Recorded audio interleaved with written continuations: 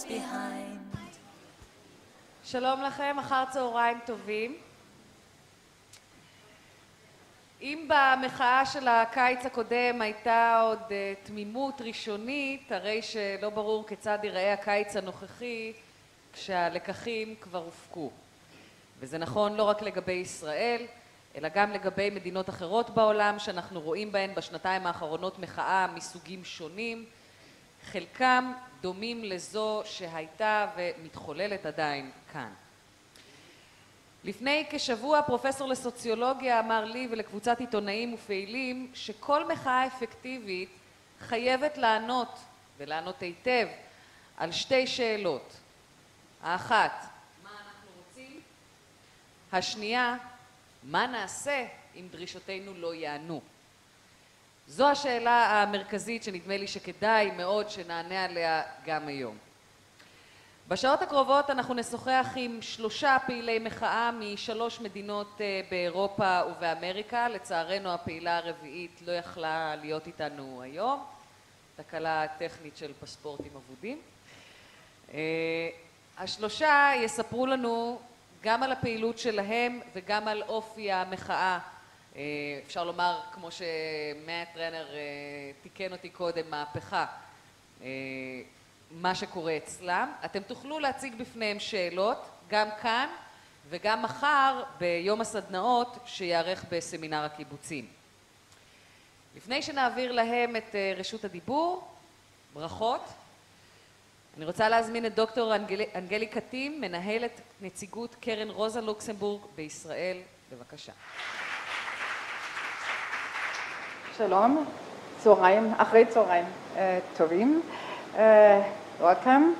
אני שמחה שאני יכולה לברך אתכם בשם קרן רוזה לוקסמבורג ונציגותה בישראל.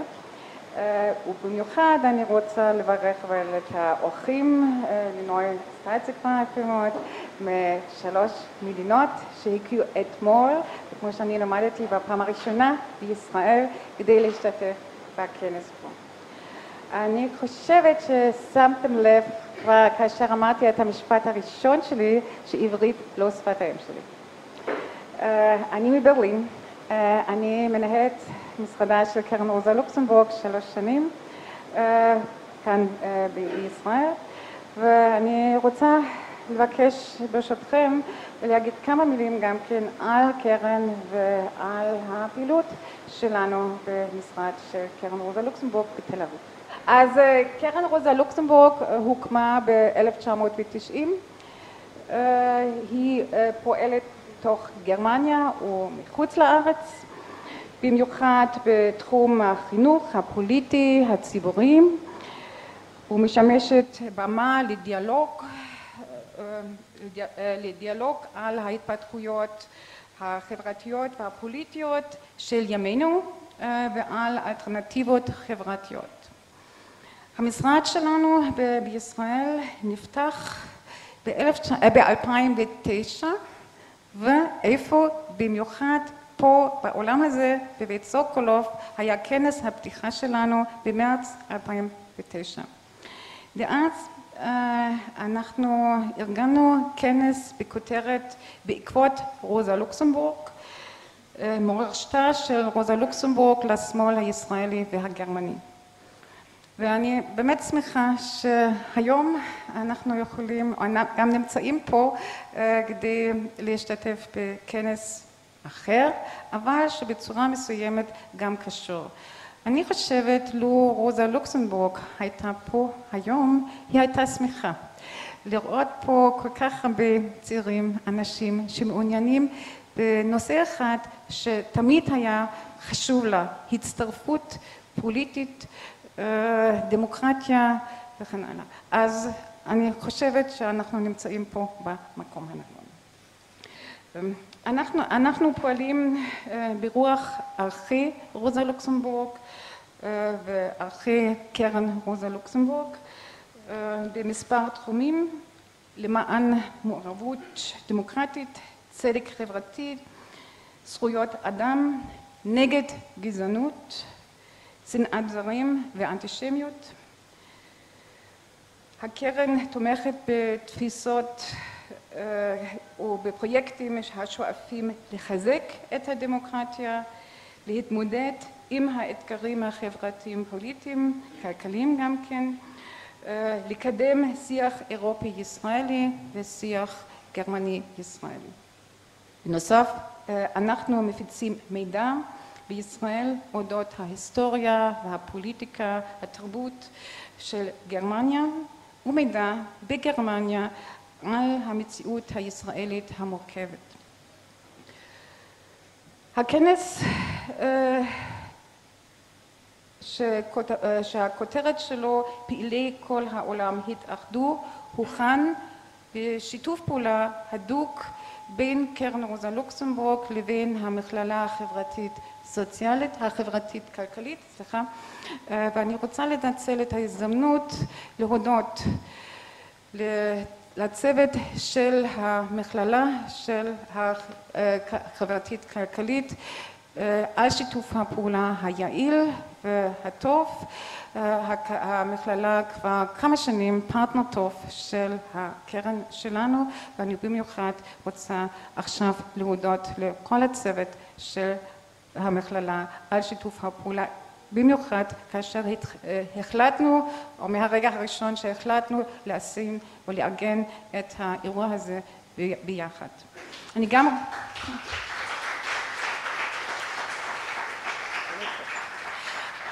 אני גם רוצה לנצל את ההזדמנות להודות לצוות שלנו, של קרן רוזה לוקסמבורג, כולם, כל הצוות, מיקה הרטמן, טריק חבשי, תמר אלמוג, ויקי קץ, המתנדבים שלנו, כולם היו חלק מהאירוע הזה מהרגע הראשון, השתתפו, הכינו, ואני חושבת כנס כזה גם אומר משהו על שיתוף פעולה של צוות במשרד אחד.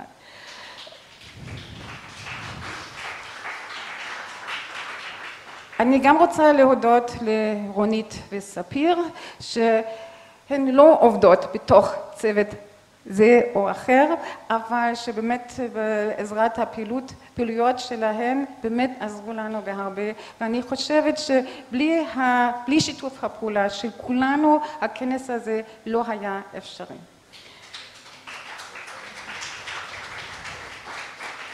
עכשיו, לפני שבוע וגם אתמול, אני דיברתי עם סטפן הסל.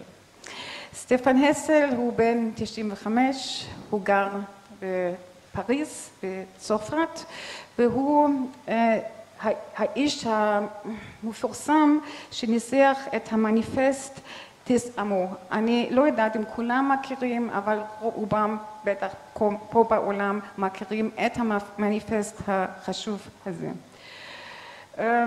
אולי אפשר אפילו לקרוא לו אף תנועת המחאה החברתית שאני קראתי פעם, אבל בכל מקרה מה שלמדתי שיחת טלפון איתו, שהוא היה באמת מאוד היה רוצה לבוא לכאן להשתתף בכנס, אבל כמו שאמרתי הוא בן 95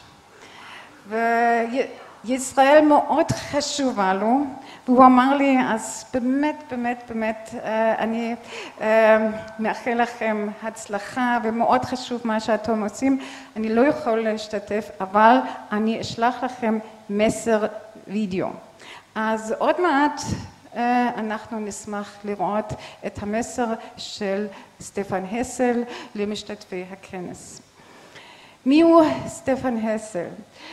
אולי כמה מילים על הרקע הביוגרפי שלו. למה מישהו שעכשיו בן 95, למה למישהו שעכשיו בן 95 חשוב כנס כזה?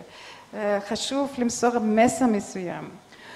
סטפן הסל נולד ב-1917 בברלין.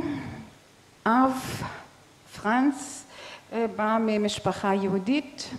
הוא היה סופר ומתרגם. ביחד עם אשתו הלן הוא עזב את גרמניה ב-1924 והם עברו לפריז. סטפן גדל בפריז ביחד עם אחיו הגדול. הוא למד שם באוניברסיטה וב-1935 הוא קיבל את האזרחות הצרפתית.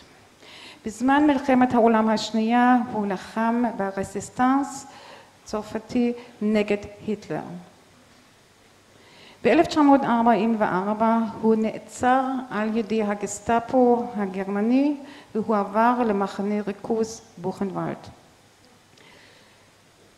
ההנהלה של מחנה הריכוז בוכנוולד החליטה או תכננה להוציא אותו להורג, אבל הוא הצליח לשנות את זהותו בזהות של מישהו אחר, צרפתי אחר שמת כבר, והוא הצליח לברוח ממחנה הריכוז ולהגיע לצרפת.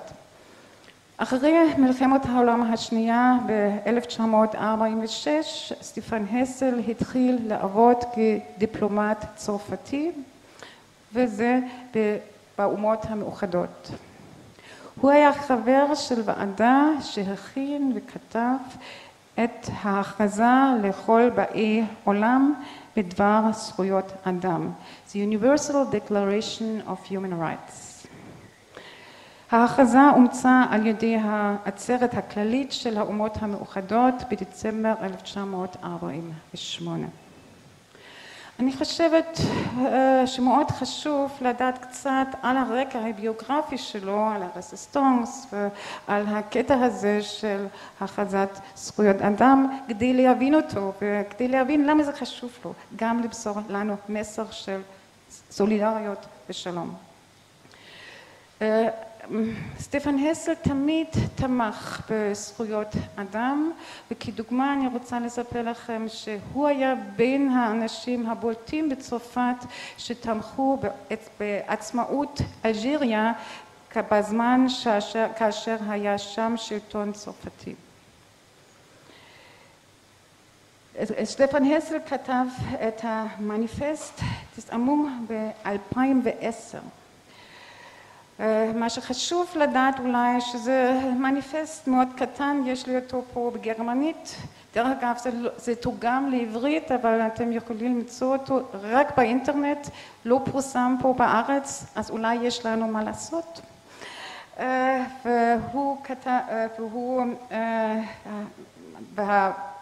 המניפסט עצמו פורסם אבל ביותר מ5 מיליון עותקים. זה מספר גדול ואני חושבת אולי אפשר להוסיף עוד 1,000 או 2,000 עותקים בעברית שיפורסמו פה בארץ. רק הצעה. מה שאני חושבת או מה שאני חשבתי כאשר קראתי את המניפסט שלו זה היה שהוא התנגד בחריפות לאדישות. הוא אמר, האדישות היא הגישה הגרועה ביותר. הוא גם תמך בהתנגדות לא אלימה, ואמר, התנגדות לא אלימה היא הדרך שאנחנו חייבים ללמוד ללכת בה. המשפט האחרון של המניפסט שלו זה לעשות זה להתנגד, להתנגד זה לעשות. ואני חושבת זה גם יכולה להיות הסיסמה של ההתפתחויות פה בארץ ושל ההתפתחויות שאנחנו ראינו בקיץ האחרון. ובזה אני באמת רוצה להגיד כמה מילים על מטרת הכנס או על מה שחשבנו כאשר התחלנו להתכונן. אני חושבת שכולנו זוכרים את הקיץ האחרון כאן בישראל, הייתה תקווה גדולה, תקווה לשנות משהו. אני זוכרת טוב מאוד כאשר יצאתי לחופש בהתחלת יולי, אני לא חשבתי שמשהו ישתנה פה, אבל כאשר חזרתי אחרי חודש ימים לישראל, אני קיבלתי את הרושם שהגעתי למדינה אחרת.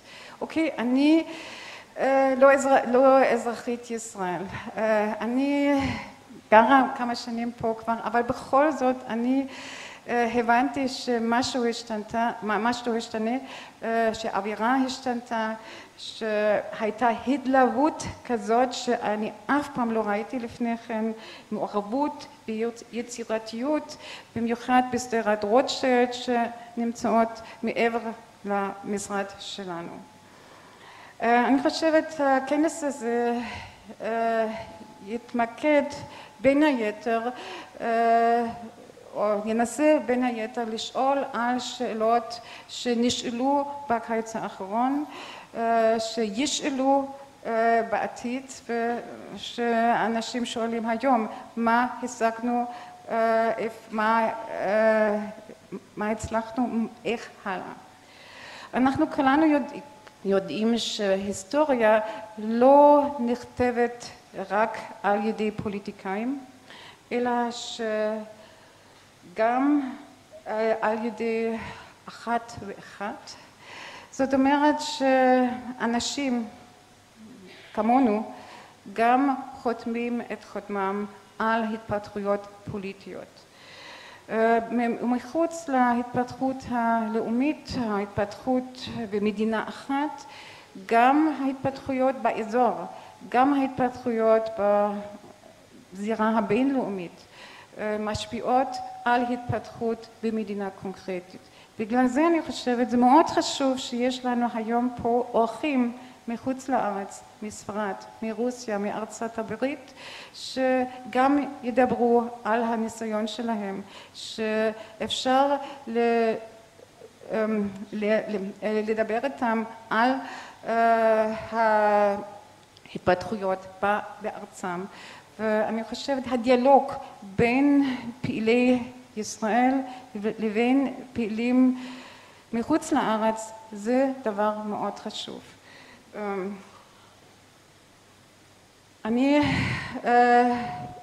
רוצה, אני מאחלת לכנס שלנו באמת הצלחה, ואני בטוחה שיהיו דיונים היום וגם מחר חשובים ומעניינים. תודה רבה.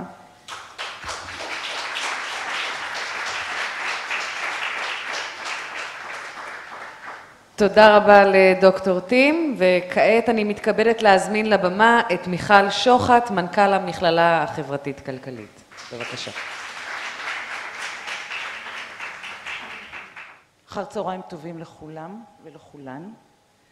אנחנו באים ממקומות שונים, ולא על הכל אנחנו מסכימות ומסכימים.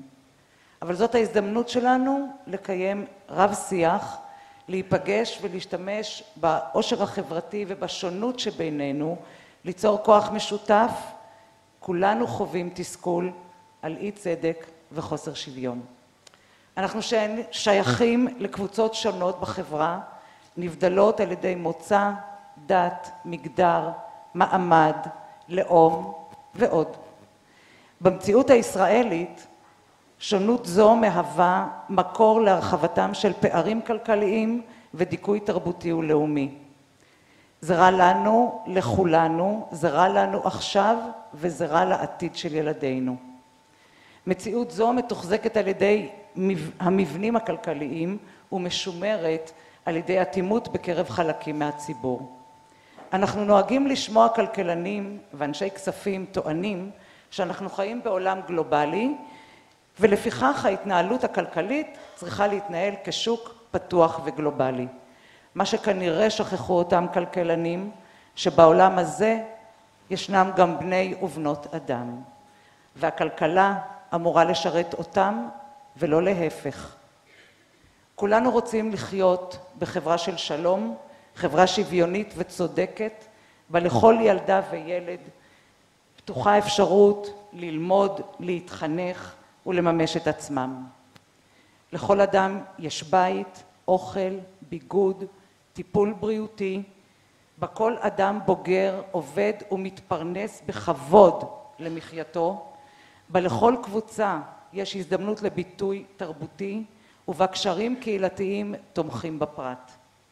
אנחנו פה כדי להזכיר, כי אנחנו חיים בעולם גלובלי, גם בדרישה לצדק חברתי. לאזרחי העולם כולו יש את הזכות לחיות בכבוד, ועלינו כאזרחי העולם בכלל וכאזרחי ישראל בפרט מוטלת החובה לדרוש את הזכויות הבסיסיות המגיעות לנו. בואו ננצל את הימים הקרובים ללמוד מהאורחים שהגיעו, לחלוק איתנו את ניסיונם ולשתף אותם בניסיון שלנו. אני רוצה לברך את האורחים שעשו את המאמץ להתפנות מהעיסוקים שלהם ולהגיע לכאן. אני רוצה להודות למי שהגה וטרח על הכנס, קרן רוזה לוקסמבורג, על צוותה, אנגליקה, מיקה, תמר, טריק, ויקי ומקסים, לרונית ולספיר, ולשותפות שלי במכללה החברתית-כלכלית, לילך, רחל ונועה, ולכל המתנדבים והמתנדבות שסייעו לנו. אני מאחלת לכולם כנס מוצלח ומעשיר.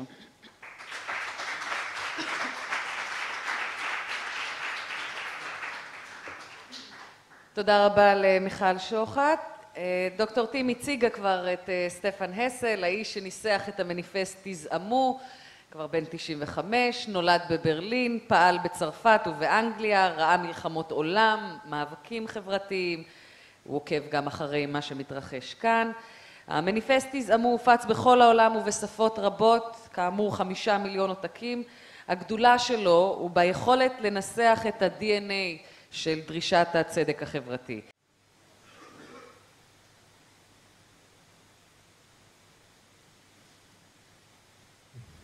This is a message from the author of this little book.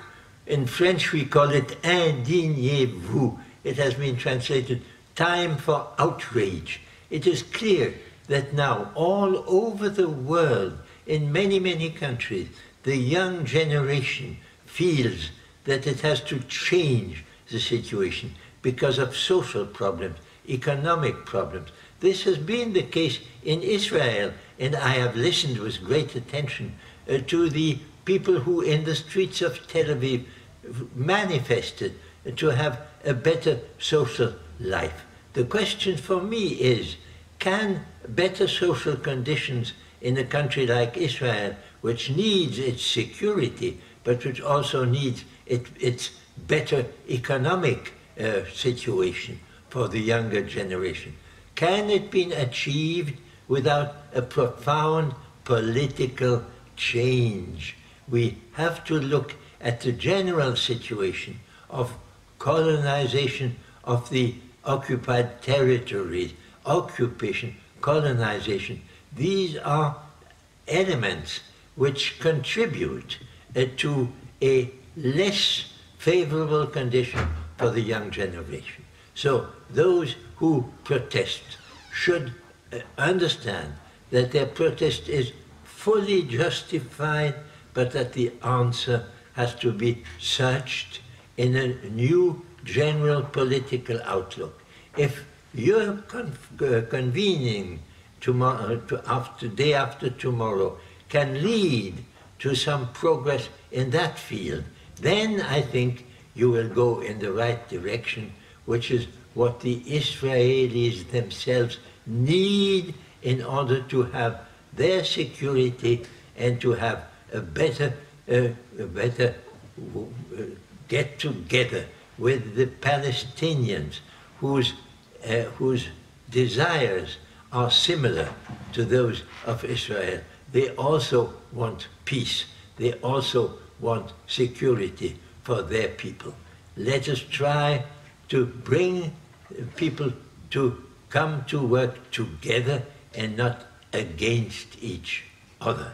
So my message is hope, trust, confidence, and change in the general political outlook of your leaders.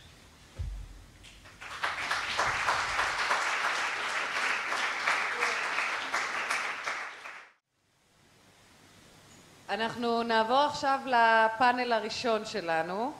כאמור, לצערנו הרב, מרגריטה צומו לא תוכל להצטרף אלינו, אז עשינו מעט שינויים. אני רוצה להזמין את שני החברים הראשונים שמגיעים אלינו מארצות הברית ומרוסיה. מי היה מאמין בשנות ה-80 שרוסיה ואמריקה ישבו באותו שולחן וידרשו את אותה הדרישה בדיוק? אז אני מזמינה לבמה את מאט ראנר מארצות הברית, את גולנרה אייטובה מרוסיה, בבקשה. נספר לכם כמה מילים עליהם. אייטובה בת 27, פעילה בתנועת אלטרנטיבי שמתנגדת לגלובליזציה קפיטליסטית. ראנר בן 29, ממובילי האתר Truth Out ותנועת Occupy. אז אני רוצה בבקשה לתת את זכות הדיבור למאט ראנר מארצות הברית. בבקשה. Hi everybody, shalom. Unfortunately, that's the extent of my Hebrew. I apologize. I wish I could address you in such a beautiful language. Actually, first I want to thank my wonderful hosts, the amazing people of the Rosa Luxemburg Foundation, and all of the people of Israel for inviting me here and having me here. It's a deep honor, and I'm blown away already in just the first day. Is that now too loud? Because I can hear myself. No? Okay. First, I want to start by saying that I'm here just as myself, speaking for one person. With that said, I want to recognize our shared humanity, our creativity, our strength, and our shared struggle. I'm here as a human being to recognize and honor the awesomeness inside everyone here. I also want to acknowledge the lives that have been lost in the struggle for freedom and those who are in danger or who are suffering right at this very moment. May our intention and our thoughts give strength to all beings, and may our resolve honor those who have come before us. Before I begin, I also want to acknowledge my privilege as a white heterosexual man born and raised in the American Empire. I acknowledge my privilege in an effort to be aware of my own biases and to remind myself of my limited perspective. I'm here with the intention of learning as much as I possibly can from you all. I'm here to listen and am deeply honored to have this opportunity to share this space the next 2 days with you all. My goal is to connect with you and cultivate our shared consciousness, to build solidarity, and to share my love, frankly. The issues we're talking about today, I think that the wrong words are used often. So I'd like to talk more about this during the panel, but I believe what we're looking at right now is a global revolution in consciousness that has already occurred. People in the know are dissatisfied with the false separations that divide us and the undemocratic power structures of the past. The decentralized global uprisings we've been seeing across the world are the physical manifestations of this revolution that has already taken place. The message of the revolutionaries is clear. We are all brothers and sisters, and we are here to fight for justice and freedom. We struggle not for ourselves, but for each other. And we are no longer going to allow festering, gangrenous zombies to control our destinies. Instead, we will and we must shake the system. We must bang on it as loudly and as forcefully as we can. With our bodies, our hearts, and our creativity, we must break apart the mechanisms of control and free our brothers and sisters and every gender non-conforming person from the fear that keeps us servile. Every clenched fist counts, but just as much, every open heart counts. Because our mission has 2 parts. Yes, we must confront and overwhelm the system physically and risk ourselves for each other, but we must also help give birth to the world that we all know is possible. As we rebel and cultivate dissent, we must also imagine a future that's brighter. While we work to rip down the walls that keep us penned in, we must also be building the next reality. Only with deep commitment to the motivating principles of our movement will we bring the next world into being. A little bit about my background and just what brought me to this. In preparation, I've been thinking about why I'm here, why I have been trying my best to change our society in the US and be a part of the global revolution. A switch in my brain flipped the day I watched Neda Sultan die in the streets of Tehran. It was June 20th, 2009.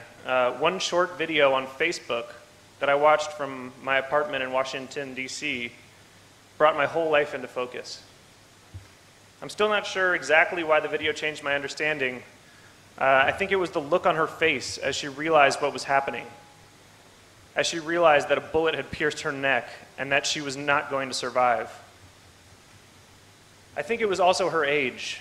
She looked like someone who I might have gone to high school with, or someone who I might have been friends with, or who I might have copied from while cheating on a test. After witnessing Nada's bravery in her final moments, and after seeing the bravery of all the young people who understood the risks they were taking, but stood in the street anyway, facing down the guns and the tanks and the bombs, I realized that my life is only worth something if I'm willing to risk it. No life but risk. I'm still afraid of failure, afraid of embarrassment, pain. I'm afraid of poverty, of homelessness and shame. I'm afraid of loss and death. But after the events of the past 3 years, starting with Nada, I've come to understand that this struggle is all of ours. It's a struggle that has taken many different forms throughout history, but it's a struggle that has the same root: resistance to greed, control, corruption, and power. But while this struggle has plagued humanity for almost our entire history, I believe that now we have entered a new era. Because of the power we possess at our fingertips, I believe we have the tools to do away with injustice permanently. The power to create our own media enables us to create our own culture. Our generation can and is already reinventing the world. So why, in the face of so much evidence to the contrary, am I optimistic about the odds of the global revolution?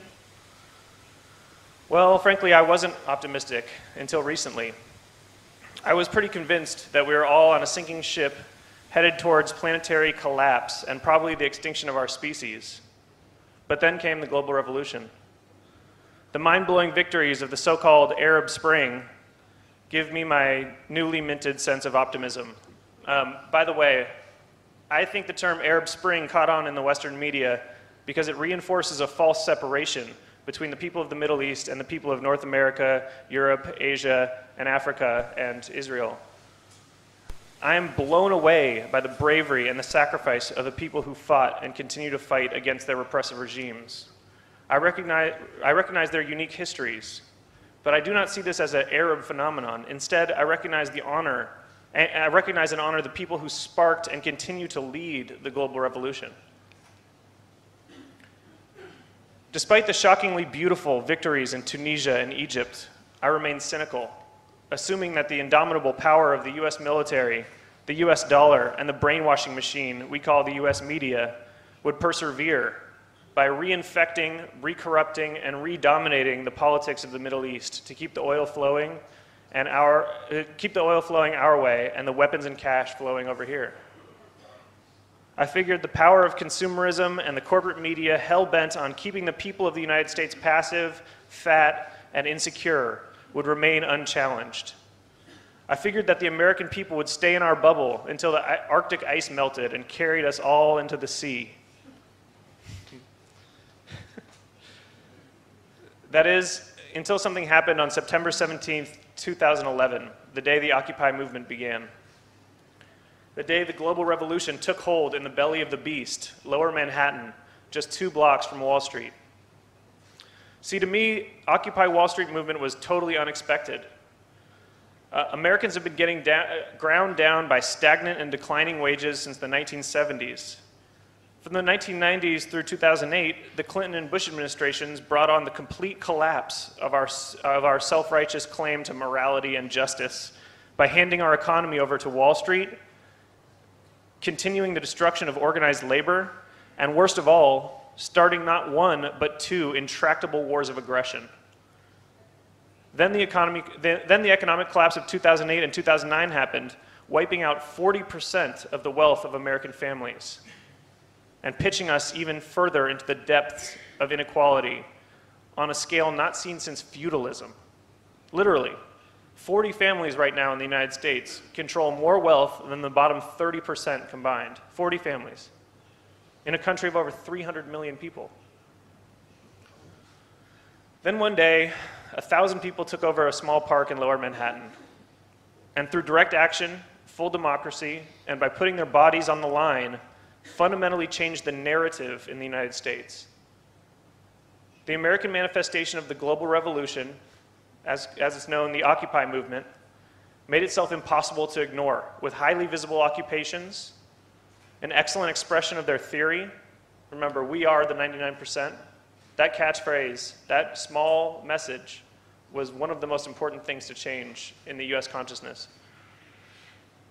And with direct actions which pointed out injustice and hypocrisy. I want to expand on that. What I mean is that the direct actions that were taken were an exercise in acting as if you are already free. So meeting in a park with 2,000 people at a time and talking about what's wrong with our society seems like something that should be allowed. And we saw the consequences, brutal police crackdowns.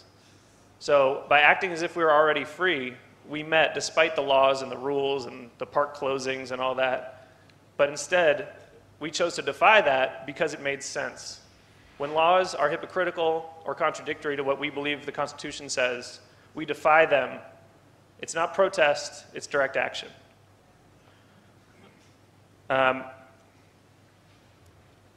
So, as I said, the state and police overreaction to these protests through the abuse of their authority, unnecessary violence, and mass arrest gave the American people the images and the messages they needed to actually pay attention.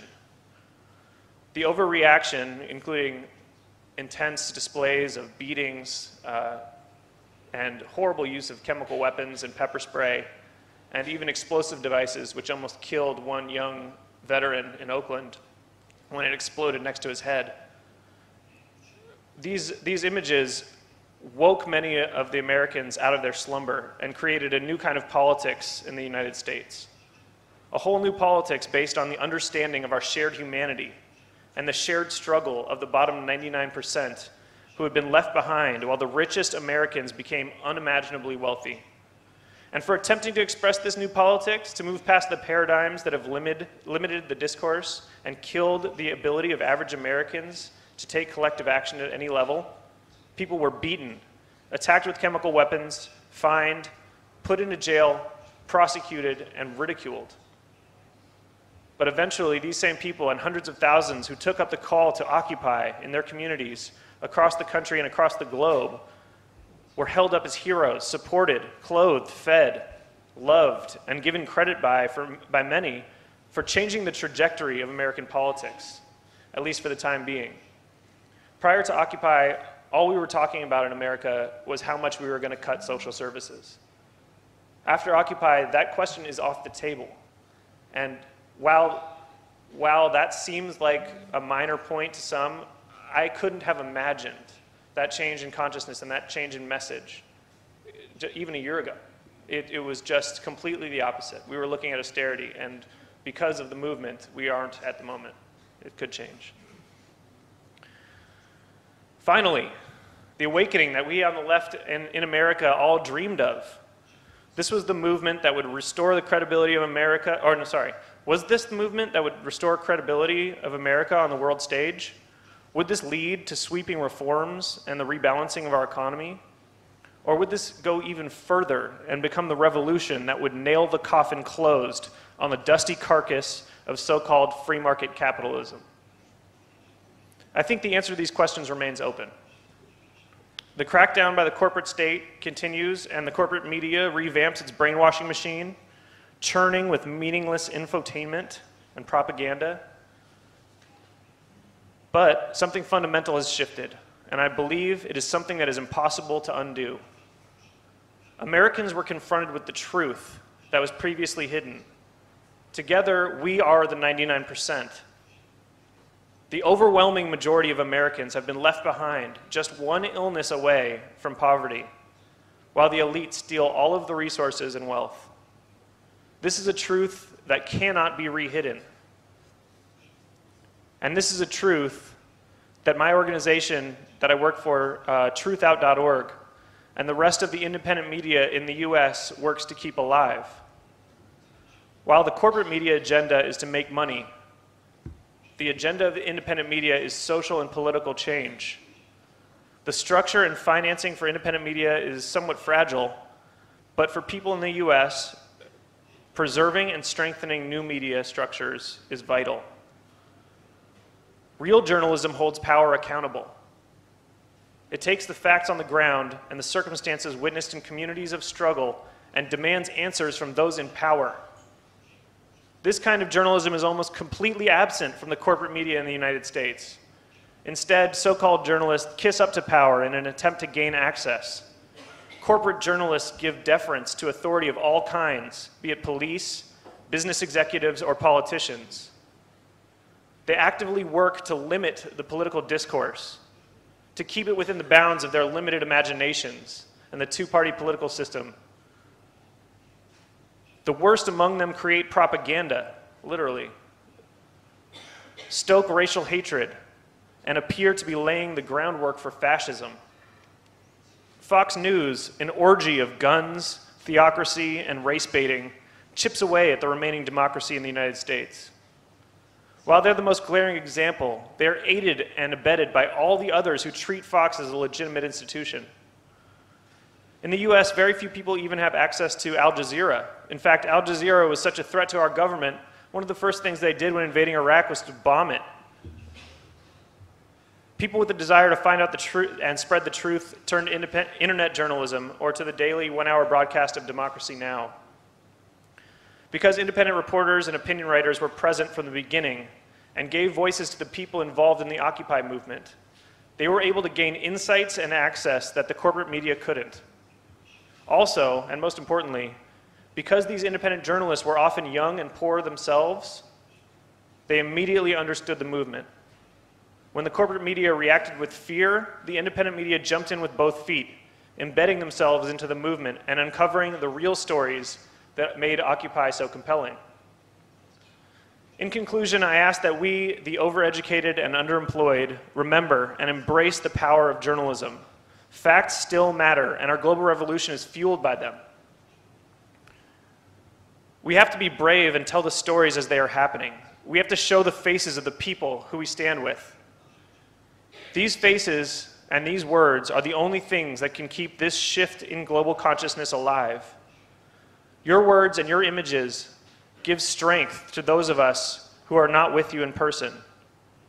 Solidarity is the only thing that can keep away the fear and can keep us walking on our converging paths towards freedom. Thank you.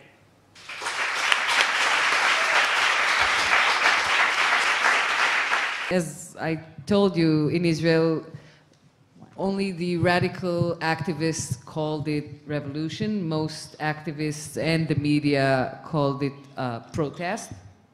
And you think that there's a great difference, and the right term is revolution. Can you please tell us the difference? Well, I don't want to pretend to know, or that I know the specifics of the situation here because it's my second day. With that said, I think that the word revolution is a much stronger word in that it has connotations that are scary to a lot of people and might be one of the reasons why people aren't fully comfortable with it. But from what I've seen and from my experience so far, something fundamental has shifted. This is not a single issue that we're talking about. This is not, one of the first things I said about Occupy is this is not an exercise in public relations. This is not an ad campaign. This is not trying to get one person elected. This is a fundamental shift in our consciousness, and it's a fundamental embrace of a different paradigm. The specifics of that paradigm are not yet clear, and just like a revolution, we don't know which direction this is going to end up. But unlike an exercise in public relations or an ad campaign, this is a lifestyle choice. This is a change in brain chemistry. This is a new understanding, and this is a new way of approaching activism. I'm tired of protest. Protest has gotten us where we are today. It's time for a shift that can't be undone and can't be scaled back by the corporatocracy. Thank you. First question. Okay, so my question is, because you spoke very beautifully about what's going on, you know, in the United States when it comes to the social movement there, and I wanted to ask you, because we're talking about like almost 300 million people that live under different judicial systems, you know, so how much do you feel like the, you know, the general public was involved and was engaged with the messages, and what are you planning ahead in order to make them more engaged? It's a great question. I believe that the situation in the U.S. is unique in a lot of ways. We're in the heart of the beast, as I said in my speech. We face the most powerful brainwashing apparatus ever created by man. Our media is hollowed out and almost useless and very counterproductive, actually. Sorry, can you hear that? In terms of what the plans are for the future, and in terms of how much support the movement has, one of the best things about not being a demonstration or a protest is that polling doesn't guide what you do. We're not looking for a message that is necessarily going to resonate immediately with 51% of the population. I think that the power of this movement is that it is felt in the hearts, and it's felt much more powerfully than anything before it, of the people that I've been working with on it. This isn't elect me and I'll go and do a good job. We've seen that, and we've seen it in the failure of that. This is, let's change the way we relate to each other, and let's figure out how to recreate a situation that is fair and is based on the ideas of real democracy and fairness and in the economy. With that said, I think that there's broad support for the movement's aims, in that so many people are dissatisfied with the current economic paradigm in the US. I mean, the American dream is dead. Students and somebody, in every family, there's somebody you know, or at least one degree, at the most 1 degree of separation or 2 degrees of separation, that are being ground down and are threatened with poverty or are in poverty in any, except for maybe in the top 1%. Everyone else knows someone who is facing poverty. The most impressive thing I've seen is actually coming from Canada, where their sustained student protests are based on the concept, from what I understand, of everyone being squarely in the red. They wear little red squares on their shirts, because the idea is squarely in the red, meaning everyone is in debt. So many of us have debt, and we take it on as a personal shame, and we worry about it. It keeps us up at night, but we don't talk about it, and we don't say, why are all of us spending so much money on interest, on loans that we may have taken out for education that left us without a job? That's crazy. And once we start talking about it, and once we start cultivating the solidarity of that shared experience, I think that we will continue to change the consciousness in the United States. In terms of what we plan for the future, I think, you know, personally, I am taking a little breather from the movement, and I will still be involved in my local community, but I think that one of the most powerful stuff that's going on that I can't claim that I've been a part of is the foreclosure actions to try to keep people in their homes. There's 16 million homeowners that are currently facing eviction or facing foreclosure and eviction. 16 million. And that's a huge voting block. That is real power if you can figure out how to organize them. So showing up, telling them we care about them, and saying, we know that you lost your job because of no fault of your own, and that's why you're now losing your house, the place you raised your kids. We're not going to let that happen. That is powerful. That is different. That's not protest. That's not demonstration. That's direct action, and it's cultivating solidarity that I don't think can be broken. So I'm hopeful. Next question. Thank you very much, Matt, for a very brilliant and inspiring speech. When you spoke about the United States, I felt you just spoke about Israel. Like it's so much the same. And as we were inspired of the Arabs, you probably were inspired by us. And I want to ask you, what do you think that we could do in order to keep the change global? I mean, in each country, it's basically the same. We also have this corrupt media, brainwash, and everything, and also you and everything. How can we really unite and make it global? Because maybe this is really the path to lead a true change, because here the system is so strong, and I guess also in your place. Thank you. My personal strategy for this is to try to meet people from other countries when they come to town to talk about this stuff. And you are already accomplishing that, and I think this event is very important. Cross-cultural communication on the internet, I think, is also a good way of continuing to show solidarity. Some of the most powerful images from the global revolution have been pictures of Egyptians holding up a sign that said, "We're with you, Wisconsin." I would never thought they even knew where Wisconsin was in the United States, but they were out there protesting with the people in Wisconsin, holding up signs.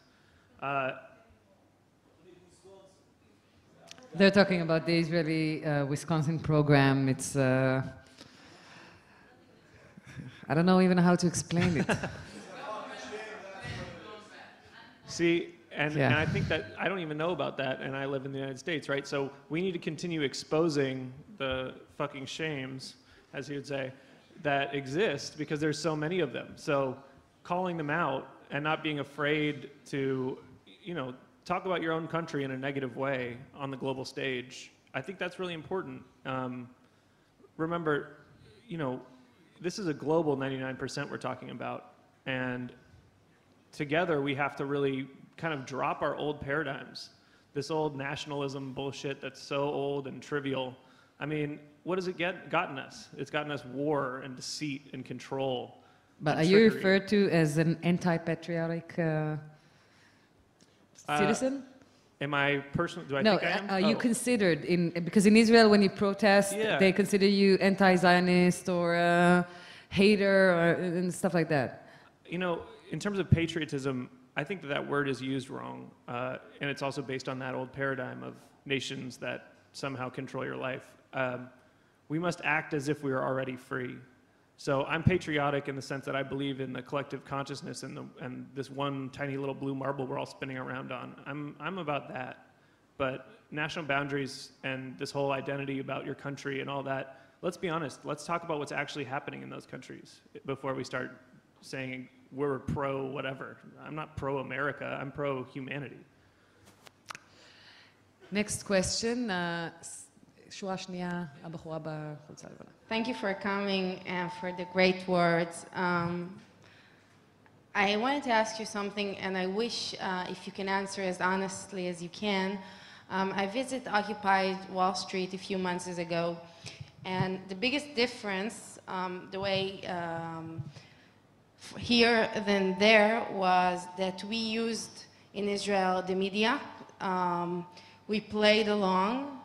There was advantages and disadvantages. And as I saw there a guy interviewing to New York Times, and the first thing he said, one of the biggest problems is the New York Times. And I really appreciate that honesty. And I thought this is so great, as you said on the stage, that we're trying to make something new, that there is not winners and losers. But the thing is that what we learn, and I want to know if you learned it as well, that the human factors that still exist, and you standing here right now on this stage, and there is cameras filming you, and people hear what you think, and there are a lot of friends and colleagues back home that didn't get that chance.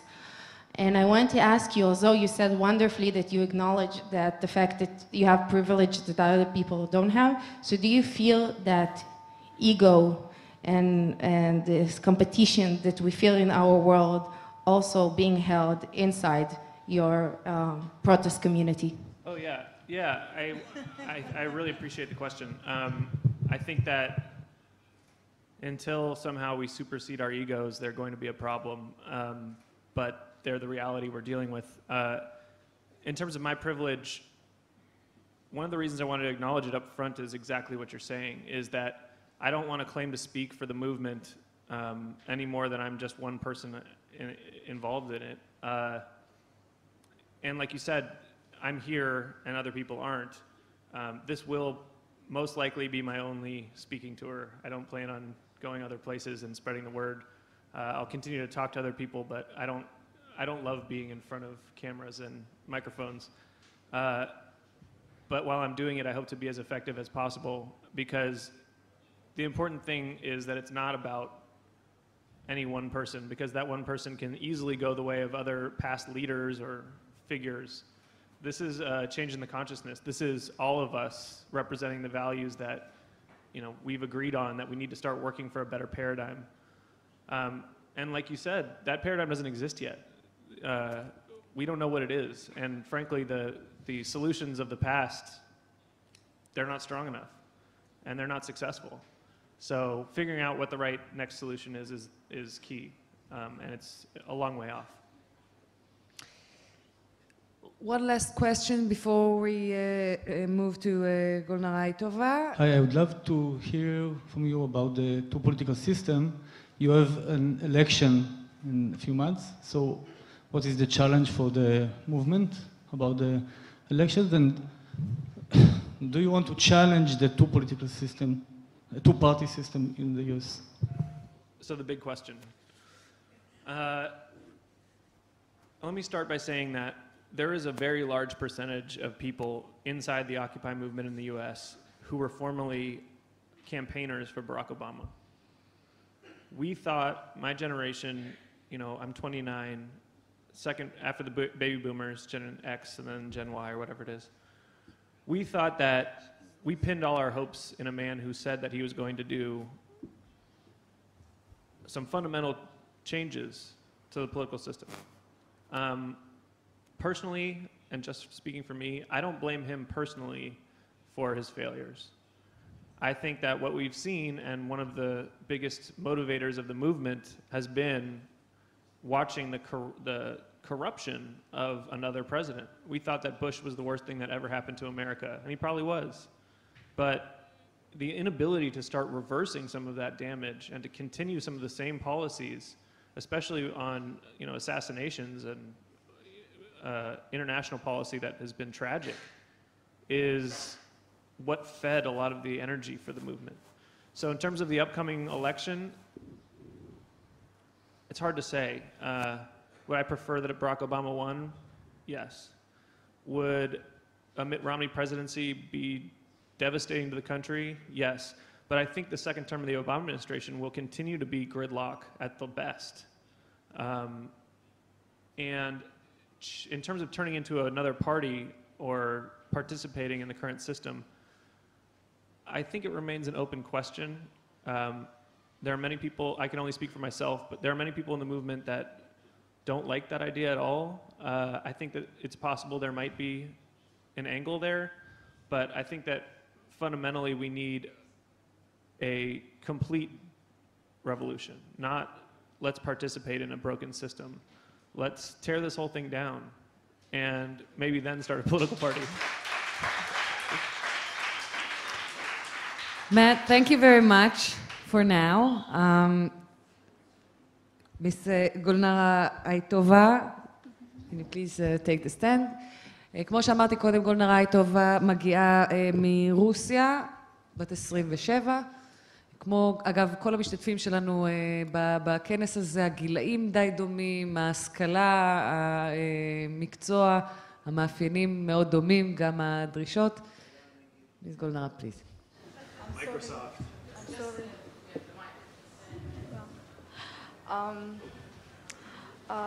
Hello to all.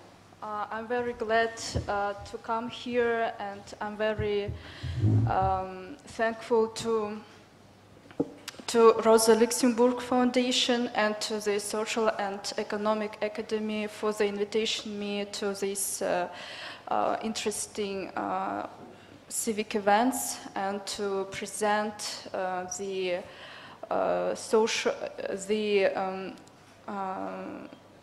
information and the presentation about the situation with the social protest and movement in Russia. I'm speaking on the behalf of the all Russian social movement Alternative, which is quite active all over the Russia, and our center headquarters is in Moscow. So I would call my speech as why protest, why now, telling that this word, a protest for Russian situation is quite challenging and is quite new in the sense that during the last 6 months, from December 2011 till June, till current time, the political situation, the civic situation in Russia have changed a lot. So what I would like to what question I would like to answer, probably most of you know that in December 2011 we had parliamentary elections, and after them we had a great civic blow of demonstrations and public meetings that attracted a lot of amounts of people and participants. That is why I would like to answer to the question why these parliamentary elections, this element of bourgeois democracy, became a push to this civic protest. And also I want to tackle the question, who are the main participants, who are the main subjects and actors of this protest movement, and to differentiate the different stages of the protest movement during this half a year, and to show contradictions and perspective that I think will be interesting as analysis that can show you their core problems. Parliamentary elections on the 4th December of 2011 became a quite strong reason for the sleeping Russian society. Why I call it sleeping? Because for the last 2 decades, our society faced quite indifferent attitudes to the politics, to the political situation and problems that we had this time, except maybe 2005, when a lot of people took to the streets in Moscow against the antisocial reform of pension system. I think the parliamentary elections became a reason of the great protests all over the Russia, because again we tackled the falsifications of the parliamentary results, the dominance in the election campaign of the pro-Putin and pro-ruling party United Russia. But I should say that before, in 2007, and even before, we had the same faked result. We had the same injustice in the participation in the electoral campaign before the election. But what has changed? I think the main purpose and the main background reason of the protests that began in December 2011 were the antisocial, anti-democratic policy of the government during the world financial crisis in 2008 and in 2010. During these years, we had a great level of socio-economical injustice. The increase of the social inequality in the country and a great disbalance in the representing of social interest in the government and in the parliament. So we had the first wave of protest movement that lasted during 4 months. The first protest movement began on 10th and 24th of December. They started in Moscow and were spreading all over Russia. The second very big demonstrations we had in February and also on the presidential elections in March, before and later. So in December, protest actions gathered from 50,000 till 100,000 people in Moscow, and around from 1,000 till 3,000 persons in each in 100 Russian city. So it was great civic blow all over Russia. Here you can see a map of the protest that we had in December 2011.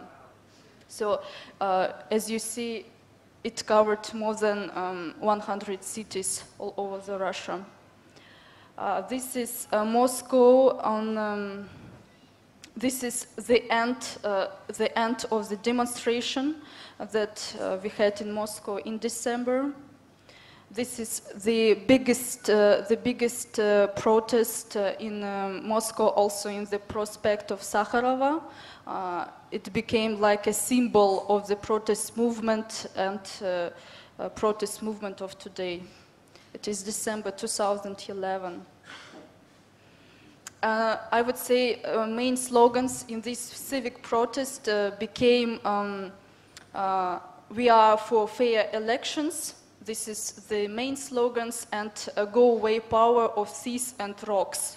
So people started to understand that the social property, the government, the social property is privatized, not in the interest of regular people. So this is the protests that we have in February. They were like anti-governmental and pro-governmental. They were quite contradictory. They also were for fair elections. Why I call it the wave number 1 of the civic protest? Because it was a blow of the discontent with the existing state of affairs in all spheres of life. Main features is that the organizers, like the main actors who gathered people through internet, social contacts, were liberal organizers, I would say anti-governmental but pro-capitalist leaders. And at the same time, in the organizations of the protest movement, took very active part the left movements, left front. It is alternative left political organization, alternative to the Communist Party in Russia, that also take part in this protest. The problem that faced this first wave of civic protests was that in every demonstration, people took to the street with the same slogans. We are for the fair elections. We are against Putin.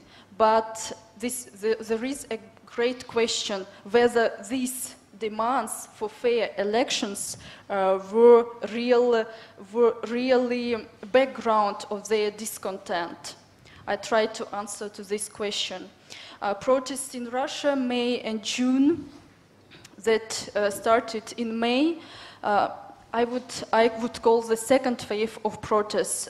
They are called March of Millions for Fair Elections again. that took place just before the inauguration of Vladimir Putin on the 6th of May. Main features of this demonstration was that this was the second high blow of citizens' activity, and were the largest protest, and that gathered around 100 participants, and I would say most cruel, because participants faced great physical violence on the behalf of police. This is, you can see the resistance between demonstrators and and police on the 6th of May. Yeah. This is cruelness. Yeah, and what are the main contradictions and consequences after the 6th of May demonstrations? The government adopted some amendments that restricted the participation of people that in the demonstration, that if somebody will commit infringement or behaves not in a proper way, it can be fined from $1,000 till $10,000. It's for regular persons, and for the political parties or judicial organization for 1 million of rubles. And after this demonstration, a lot of organizers were under criminal prosecuting on the behalf of the state, and it became evident that all protest slogan for fair election clearly showed its limits. So people, in fact, taken to the streets with the slogan for fair elections, in fact, faced a failure, because this demand is not the real demand of the demonstrations.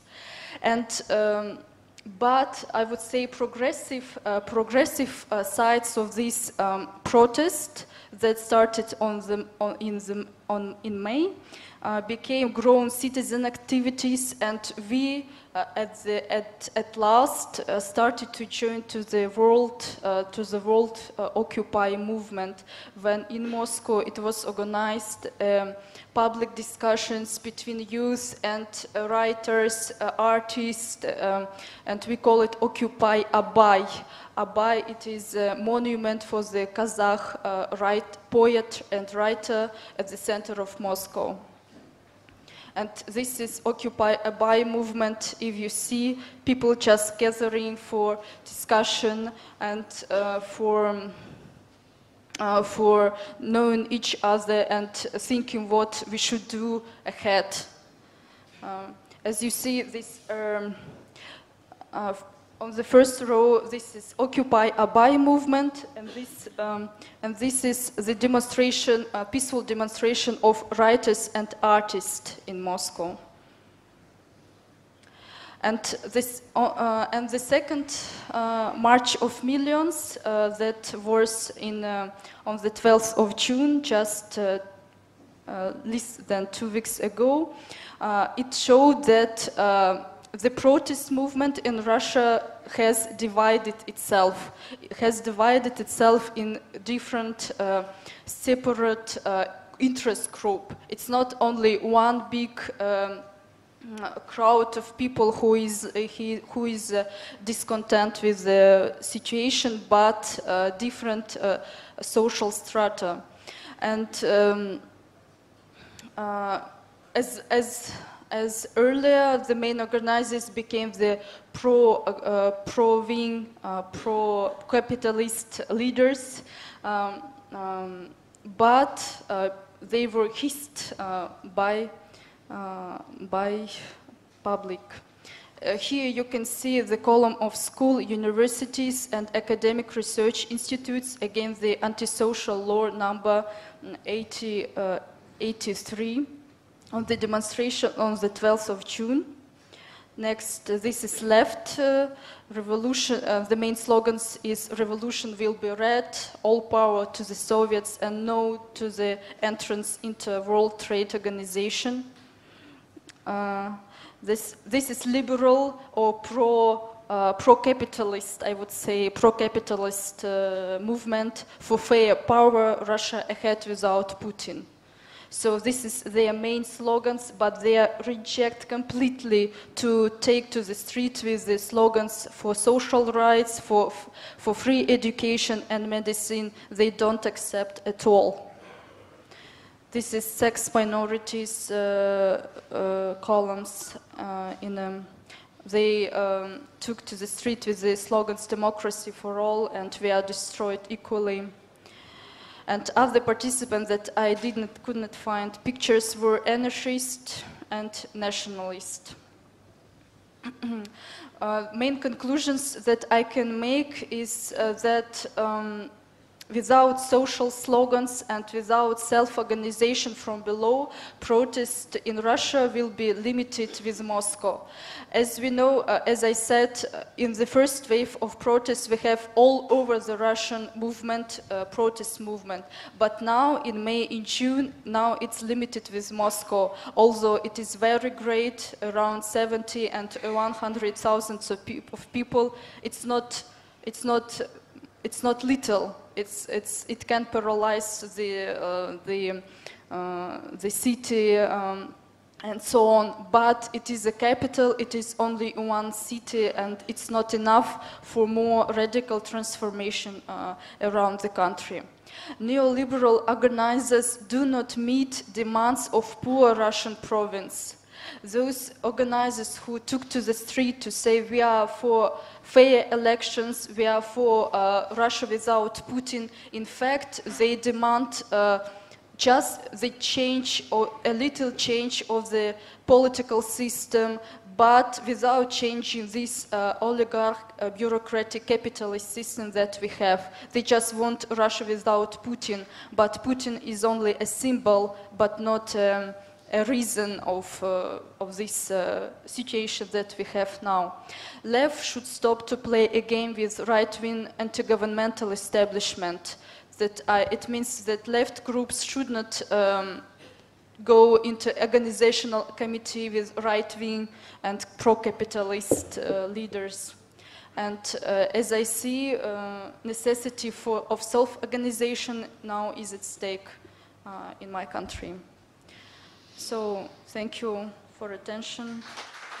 Thank you very much, Gulnara. You may sit here, and now we're going to give the people a chance to ask you a few questions.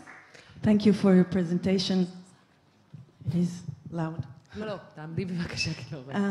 I have two questions. One is about the police violence, and second about division or cohesion in the protest movement in Russia. While I was witnessing police violence here and in different countries, I felt a growing fear about police violence getting worse with the protest movement getting stronger. Do you feel there is such a threat in Russia? That is the first question. And the second is, I think Russian society is very different from Israeli society. Israeli society is based on Russian society.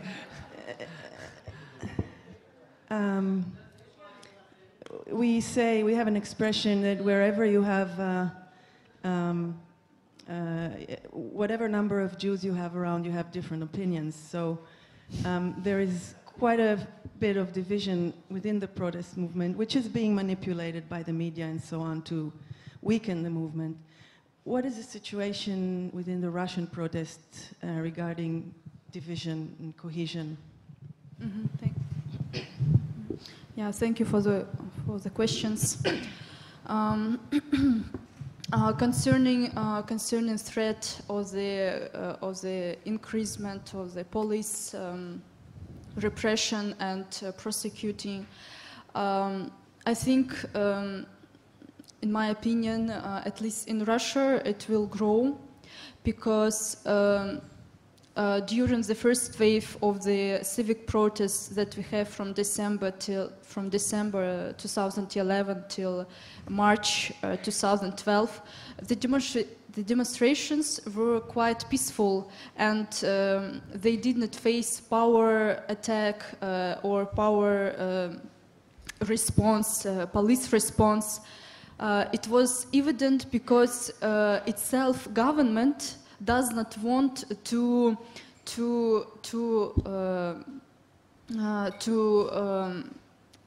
make a bad image of itself before the presidential elections. Who would choose Putin if he will make police repression in the streets before elections? It was evident. It was a very careful, rational game. But after the elections in March 2000, just 3 months ago, on May, we had an incredible physical violence against participants and regular people who just took to the street to say no to this power, to say no to the Putin and his campaign who destroy Russia. And also we had, after this demonstration, we had the adoption of the amendments to the law on the public meetings and demonstrations that restricted the participation of people, that they can be fined. What is conclusion and out of this situation can be that irrespective of this police resistance, irrespective of the cruel and anti-democratic and reactionary law that United Russia, party adopted during 1 month, on the 12th of June, again, people and people who live in Moscow, in the largest city in Russia, they took to the street, irrespective of they know that they can be under this repression again. And I think in their minds already they have something different. They understood that this machine, state machine, and this police is something another part of the society, this opposite part that is not a friend, and you can't just stay at home knowing that something will change in the future. And I think the protest movement will grow. And concerning the second question and division and cohesion in this demonstration, and the role of mass media, I would say at the moment the mass media play for the interest of the liberal and right-wing leaders of the protest movement. They want democracy, they want freedom, but they don't want social justice and social equality. They don't want to destabilize this pro-oligarch and pro-capitalist system. Maybe they want to take out bureaucracy, but they don't want to shake this bourgeois system that we have at the moment. So on, and mass media, they do their work for the liberal leaders. But I think left groups make too much as well, because they try to develop another vision of this protest, that Russia needs not only the reform of political system, Russia needs social justice, Russia needs the destroy of this system of social inequality and commercialization of education, medicine, and so on. So I think even we are not so strong, left part, but the future will be for us, because it's the world movement, not only in Russia. And Yeah, thank you. שאלה הבאה, למה? הצלם? אוקיי, בבקשה. She said that I'm only the photographer, so to none of you, to those people who doesn't know me, I'm Ilya, and I'm the Occupy Israel, broadcasting live all of the stuff that happens here since September, something like that. So how you doing? I'm not only the cameraman. I know. Anyhow, I just wanted to ask that really amazing girl over there, aren't you afraid to be here? I mean, news in Israel spread fast, all the way to there. And I mean, if you hit in a court, so aren't you afraid of him, of Putin? It's also time to say that Lieberman, our foreign minister, is... yeah, right. He's a pro-Putin. He doesn't support the protest in Russia, of course. So that's my first question, если вам не страшно. And the second question, yeah, I had to put something in Russian. And the second question is, do you think it's time, or do you feel that the folks back at your home, are they ready to burn something, or I don't know, to make some riots? You know, y'all laughing, but it's not funny question, because we all peaceful, and I see the things that you are saying, which are totally the same like here in Israel, and the things that you've been said. It's the same, it's the mirror, it's the same, but I'm asking, are we going to burn, or are we going to be left-wingers, peaceful, righteous, Mahatma Gandhi stuff, and in 80 years we'll see some peace? I'm laughing because you ruined my question, because that was my question for the next panel. Дорогая дама, вы меня извините. Yeah. Thank you. I'm personally, I'm not afraid of the regime, because to this extent that you are afraid, first you should not come here. So you should be responsible for your own actions at first, and I think those people who take to the street and the main protest organizers, they understand that we face the time when you can't live further without changes, and to be afraid, it means to agree with the status quo, and to be further poor, to be further uneducated, to be further, I don't know what else. So this is the reason that we are not afraid, and I'm personally. And concerning your next questions about non-violence, and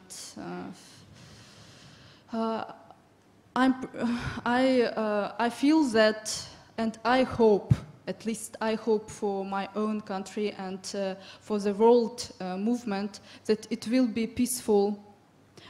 At least it's quite difficult to be peaceful.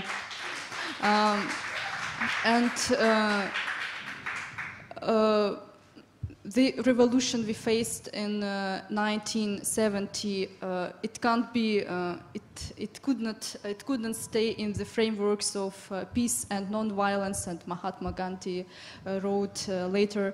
But we passed a big road.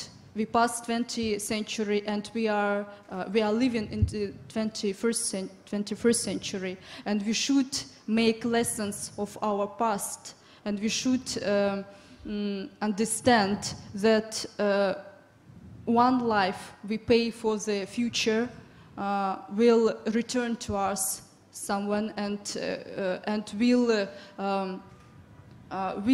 decrease our achievement.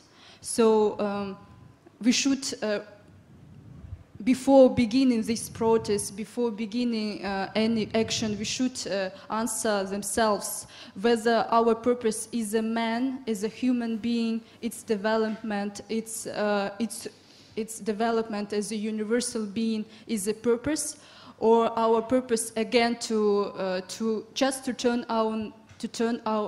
turn economy into another way, or something else, something big ideas that we can't understand themselves. So I think our movement will be peaceful. I hope. Matt, you wanted to answer that question as well? Yeah, this is a fundamental question, and I appreciate you raising it because it's, you know, on everyone's mind is how do we make change? And at Occupy Wall Street, they've the movement has adopted what's called a diversity of tactics. I can only speak for myself, and I believe that the most effective way to make change is through peace, peaceful means. But that's only because, you know, we're fighting a system that has the power to destroy the entire world hundreds of times over. And I think it was Mahatma Gandhi, I might be misremembering, who said, you know, if we had had the guns, we would have used them. But that was definitely not the tool we had to our advantage. We had people, and we had bravery in a different way. What brings me to that conclusion, and against all my kind of urges to strike out and hit something, because that's what you want to do. It's so frustrating to see people suffering. What we've maintained together as a global revolution is the peaceful progress. And because of that, it is a lot easier to get on board for other countries to join in. As my friend said, the violence is a tool of the 1%. That's what they have. That's what they're good at. And that's what they want. They would love it if they could come in and shoot back at us or something and destroy the whole movement and take people off the battlefield. But if you continue to save the moral high ground, you know, we are unstoppable, and another paradigm and another world is possible, as the chant goes. So, thank you.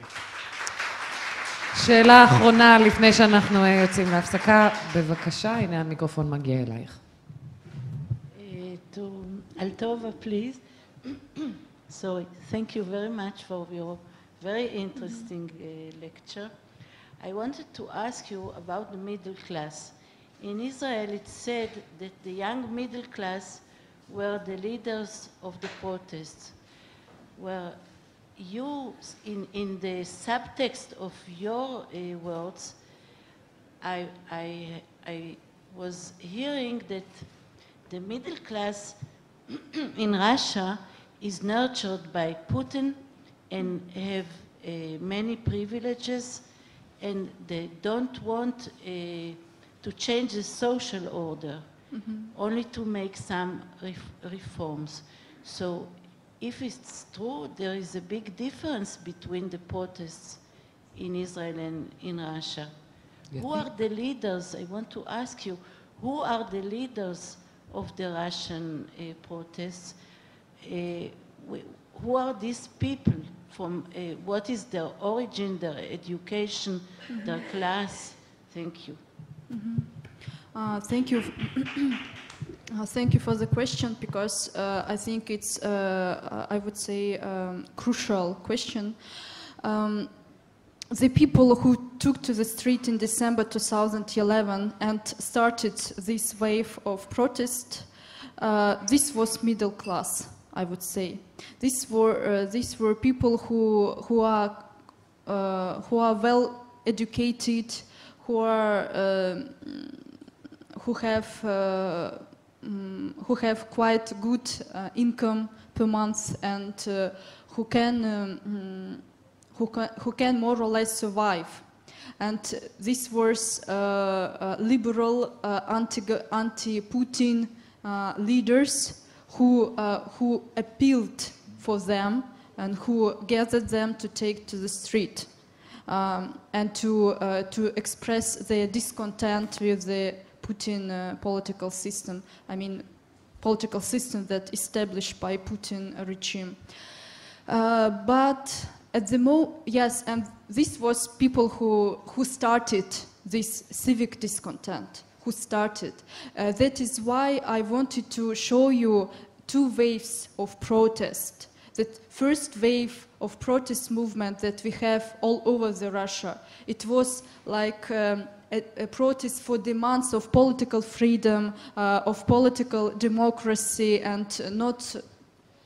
But at the end, the real background of people who already started to go to the street, irrespective of the police resistance, in May, in June, just a week ago, in Moscow, it's not only middle class. I would say this is a young people, a young persons who have good education, and persons who are fed up with the social inequality, and they can't find a way except to go to the street and tell we are fed up of this system that can't work at all, can't work at any local or federal level. So I think the second wave of demonstration,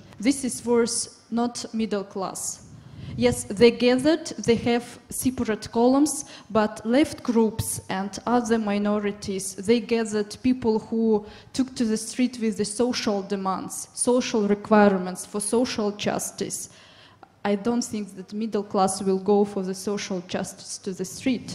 And so it's a coalition of minorities and civic organizations like Education for All, organization of different universities, lot of different universities that we have, that because we already have laws that restrict education, that every university at the moment from last year is autonomous organization. It means it should provide itself by earning money, how university or school can earn money. So they already feel that they are thrown out from the social protection, from social good life and so on. And this is the first step of this reform in social policy. The next step will be in September of this year, when school education will be paid, that you should pay for school education. It's incredible for the country that had fight for socialism and so on. Thank you very much, Gulnara, for now. מה שאנחנו נעשה עכשיו, בתום הפסקה של חצי שעה, בשעה 6:30, אנחנו נתכנס כאן שוב, אנחנו נכיר את מיגל ארנה קטניה מספרד, ואנחנו גם נעשה רב שיח עם שלושת המשתתפים שלנו. מזכירה לכם שמחר גם יש יום סדנאות, אז חצי שעה הפסקה וחוזרים. מיגל ארנה קטניה מספרד, אני רוצה לספר לכם בכמה מילים עליו לפני שהוא מתחיל. הוא בן 29, הוא דוקטורנט לפיזיקה, הוא פעיל במחאה הספרדית שמכונה M15, M15. בתחילתה הוקמו אוהלים במרכז מדריד, הפעולה הזו התפשטה לכל רחבי ספרד, מדינה שכידוע לכם יודעת וידעה מאבקים. הוא מעיד על עצמו שלא היה אקטיביסט לפני האירועים האלה, כמו רוב המוחים בארץ ובאירופה ובארצות הברית. ואנחנו נשמע אותו מדבר חצי שעה, אחריו כאמור יעלו גם מאט וגולנרה, ונוכל לשאול את כולם שאלות. אז מיגל.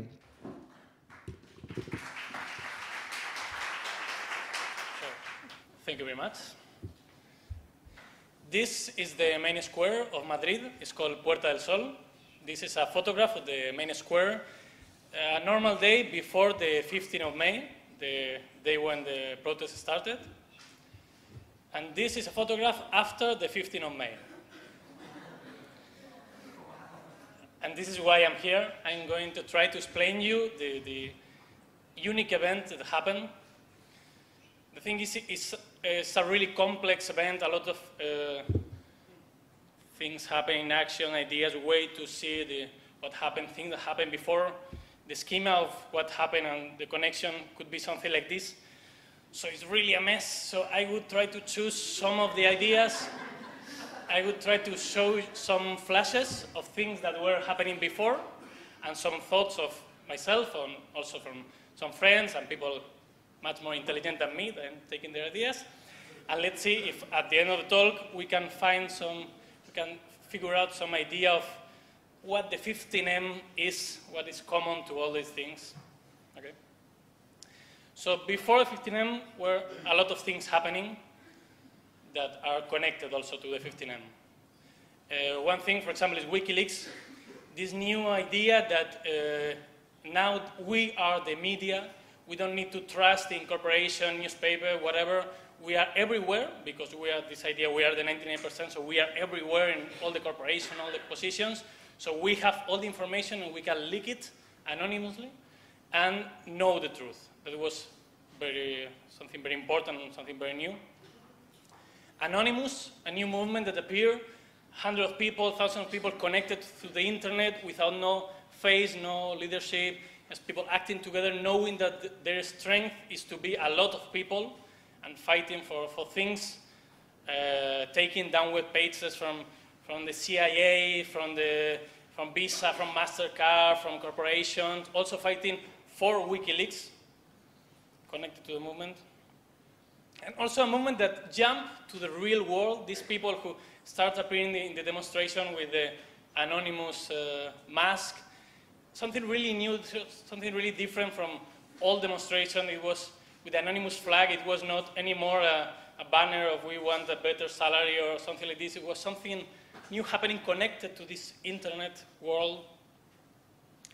Of course, the Iceland revolution, something that was quite unexpected for us. A quite wealthy country like Iceland then goes bankrupt, and the people go out to the street, they take out the government, they rewrite the constitution, they put some bankers in jail, something totally inspiring and something that we wanted to repeat, follow.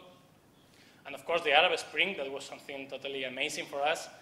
All these countries, they are rising one day after each other, one new country, something that we are used to probably in all countries in Europe to look down a little bit like the Arab countries, like these people. And then they were surprising us, doing real revolution, changing the system, something that was totally unexpected, and not just one country with some special situation. It was all of them, totally inspiring, and it was also very important because we were watching the revolution as it were happening.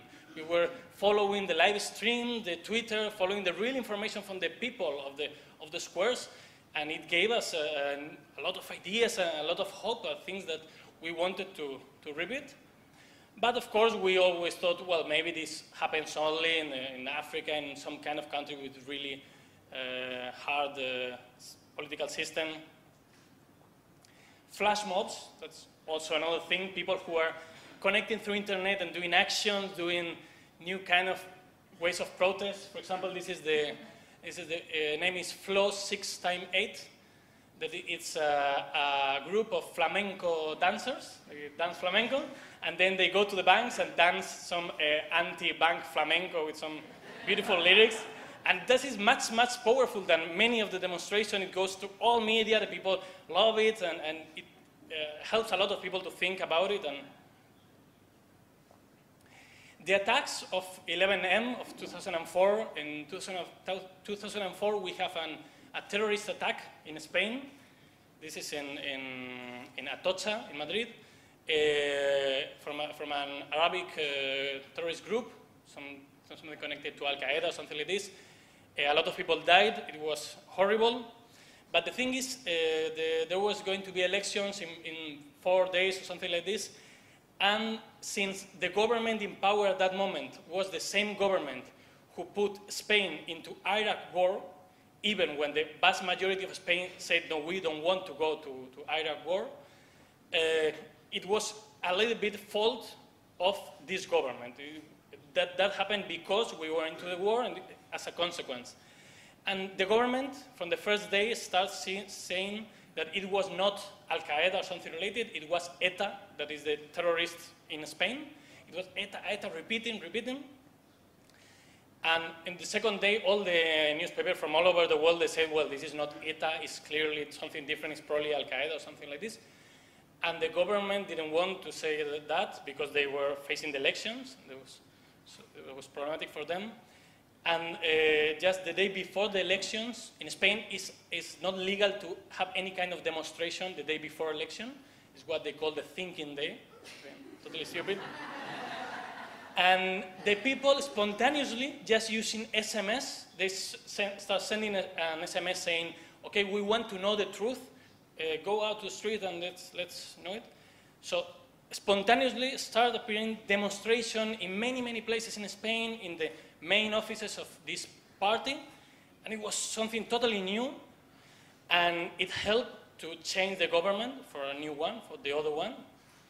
And there's another phenomena, totally spontaneously self-organized, with no leader, just through internet. This is a photograph of the Goya Awards. It's like the Oscars, but in Spain. Red carpet, glamour, famous people. But the problem is that government at that moment is a government who tried to make a censorship law on internet. Because in Spain it's legal to download movies if you just watch for yourself, if you don't sell it. It's legal, so they were supporting the big companies, so they say, okay, we made a new law and then we don't ask the judge, we just close the web pages by yourselves, the government closing web pages, and if it's illegal or not, we don't care, we have like this new law. So it was horrible, and this was the party of these enterprises and companies of entertainment, and it was wonderful to see how all the people in the back were people with these anonymous faces screaming to the famous people, saying that we want something different. So, and also something self-organized spontaneously. Beautiful.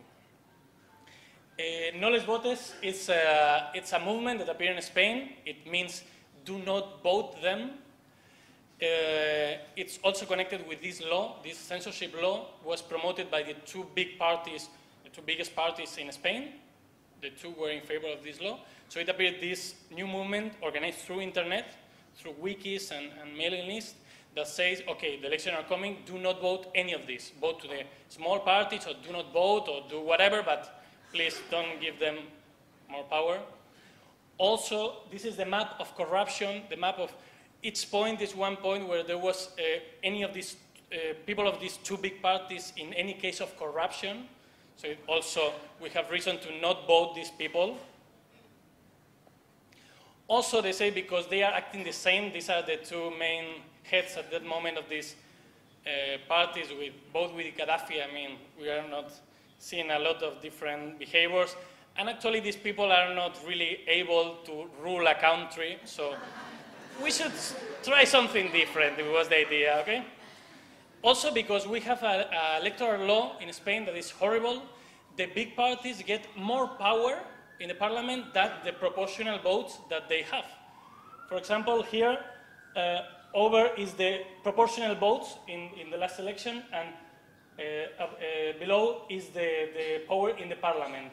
So the two main parties have 40 seats more than what they should have. So it's really difficult to make a new party and change the system because the small parties, the new parties are really in a very weak position. And it's even worse because the real winner of election is not the red one, is not the blue one, is the black one, is the abstention. We have a 33% of abstention in the elections. That means the blue party that is now in the government with just 1/4 of the votes, they have total control of the parliament. They can do whatever they want. And only one people from each 4 in Spain have voted them. So it's a really horrible situation. So that's also a reason to not vote these parties. In that situation, 15th of May, there was called for a demonstration for some people also organized through internet, not any organization, with the motto, real democracy now. We are not goods in the hands of politicians and bankers. And that was something really new in Spain, that it was called a demonstration not to ask for a better salary, not to teachers to be fired or whatever, just to real democracy. That's was something that it was supposed that we had in our country. But as we know, it was really a very bad system. And it was a wonderful demonstration. A lot of people, I think it was like 100,000, but in whole country. It was in many cities. And after the demonstration, some people, a small minority, said, okay, we go always to the street, we demonstrate, and nothing happens. Nothing changed. We have to do something new. And there was going to be elections in 1 week or 4 days or something like this. So they said, these people, okay, why don't we stay in the square and we camp till the day of the election? We do something new. And they thought it was a wonderful idea. So they camped this night. From the first moment, the people start tweeting and sending messages through the social networks and internet. A lot of people hear about it. So the next day came a lot of people more. There were maybe 1,000, something like this. And like 300 stay sleeping the second night in the square. In the main square of the city, where it's quite a special place. And that night, the city evicted the camp in a quite violent way, and the people reacted from total non-violence, peacefully trying to resist, but they were evicted, of course, because the police were a lot. But the people said, okay, we're going back, we're evicted, but we don't care, we're going back to the square tonight at 8, and we're gonna camp again. And they send a message through all the social network, please join us, come to the square with us. We were just 300, but we can be a lot. At that night, at 8, we were a lot. And that was the turn of the thing. That now we have power, we can change things. So you could feel really that something new was happening, and we had a lot of energy and people who wanted to join. Especially also because they felt that there was something new happening and this non-violent movement, anybody can join and can be something different. So we said, let's camp, let's build a real camp now. A lot of people slept that night on the square, and then a city was born. And that was something totally unique. And a whole city inside of the city, in the main square of the capital of the country.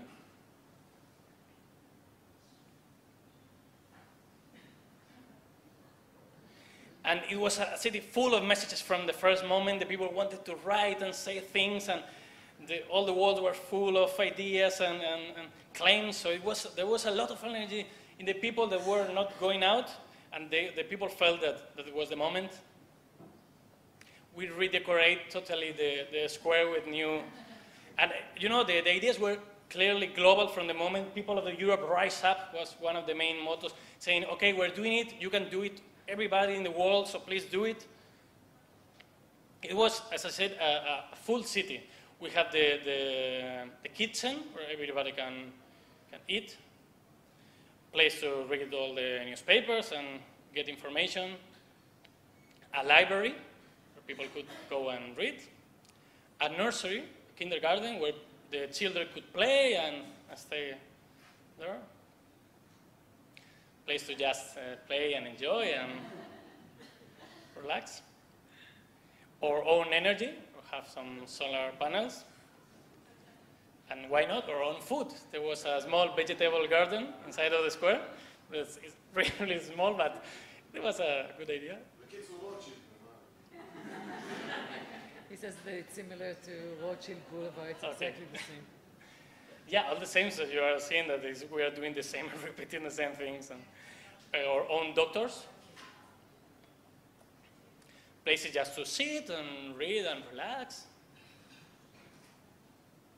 Our own radio, it was called Agora Sol, and even our own symphony orchestra. It was called the Solfonica, like symphony, Solfonica. And even yoga lessons. And this is quite important because if you think, do we really need a symphony orchestra or yoga to change the political system? Absolutely not. But we need it for life, and this is something new. It's not only we are there to change some law, some political system or something. It's about life, it's about taking care of life and building better lives. It's about the idea of dignity. but it's also coming from the Arab Spring, from all the movements around. And it was amazing to see how always there was a lot of people taking care of respecting the others, of cleaning the square, that everybody could talk, the old people could feel okay. So this is something new. And the square was full always. 10,000 people each day, especially the first week, going there, looking what was happening. It was really thrilling. It was the photographers every day taking photos from every corner, every person, every debate. You know, nobody was expecting the Spanish Revolution. Something was really shocking. We were not really in a especially bad moment. Spain was not. We were in a bad moment, but Spain was not bankrupt. It was not like Greece in a very bad moment. Something. So it was something that his energy came a lot from life, not only from to be against something. As some commemorative plaque somebody put, we were sleeping, we woke up. And I don't know if it was an awakening, I don't really like this word, but it was that we discovered that we were not alone. Before of this, we were alone in our houses thinking, okay, only me is thinking that kind of things. How can I change things? How can I do something? And then we discovered we all were thinking the same. We wanted to change the same things. The common sense was really extended. So that was something really impressive for all of us. And this is the most important thing. As we build this new city inside of a city, spontaneously the people who came to watch what's happening, they make circles and they start talking. They start talking about politics, about the situation. It was just something spontaneous. Normal people who go in there and then start to talk. And it was the first talks, real talks about politics that we had in really a lot of years. Before, the people just keep repeating what the political parties said. If you are left, you have to say this. If you are right, you have to say this. And debates that they were not really debates. They were not thinking about politics. I mean, how to organize the world really from the roots. How do we want to live? And at that moment, that happened. People spontaneously talking about politics. So we rediscovered not only the idea of public space, that means this space, the main square, is for you, is for everybody, so you can do whatever you want. You want to do yoga? Do it. You want to play with the symphony orchestra? Play. You want to talk about politics? Do it. Then we start feeling that the space is our space, public space. And also we rediscovered the term politics. Politics is this. This is what is happening, the people talking. Of course, we built a lot of commission and working groups trying to organize all this energy to change things in a more specific way. So there was commissions like Communication Commission, the Hackers Commission, the Lawyers Commission. There was also working groups, the Economy Working Group, the Social Working Groups, people meeting, trying to organize themselves and doing assemblies. A lot of assemblies we start to do. People join, sometimes hundreds, sometimes thousands of people, trying to organize. And that was very important also that we organized in that way, in an assembly system. That means we go to the square, we sit, and everybody is going to talk, and we are going to decide anything that we want to decide between all of us. No, there is ideas that I agree, I don't agree, repeat, whatever. And this is very important, that the movement from the beginning was self-organized in a horizontal way. There is no, we don't trust anymore in somebody who is going to come with the perfect solution like the politician says. We know that the knowledge is between all of us. The collective intelligence is much more powerful than one intelligence alone, split. So we are going to try to use all this intelligence and organize and in a democratic way. So your opinion, your vote count as my one. It doesn't matter if I'm an expert or I'm not an expert. Everything should be clear, the debate should be clear, and then between all of us, we decide. And that is real debate. It's totally the opposite of what is happening in the parliament. The parliament, it looks like an assembly, it looks like there is debate, but it's not true. You know what each party is going to say, even before they say anything. You know all the position, nothing is going to change. They talk, but the position from the other is not going to change. So it's not a real debate. This is what nobody is taking care of the debates on the parliament. But in the assemblies, everybody is following the assemblies, and it was really thrilling because we understood that there the word has a real meaning, has a real power, can change the mind of the other. And this is a real debate. And there was a lot of assemblies, not only in the main square, but also in the neighborhoods. We thought, okay, everybody should join the debates and talk about politics and everything. So there was, like, in Spain, there were like 100 assemblies in different neighborhoods. And also general assemblies, assemblies in the main square with thousands of people that we really could see the energy of the movement and that we could really change things. It was something impressive. And not only in Spain, it spread to many cities around not only Madrid, to many cities in Spain. It was in 50 cities, in the first week, in 50 cities, there were camps, they were doing assemblies, they were meeting, they were talking about politics, trying to do things.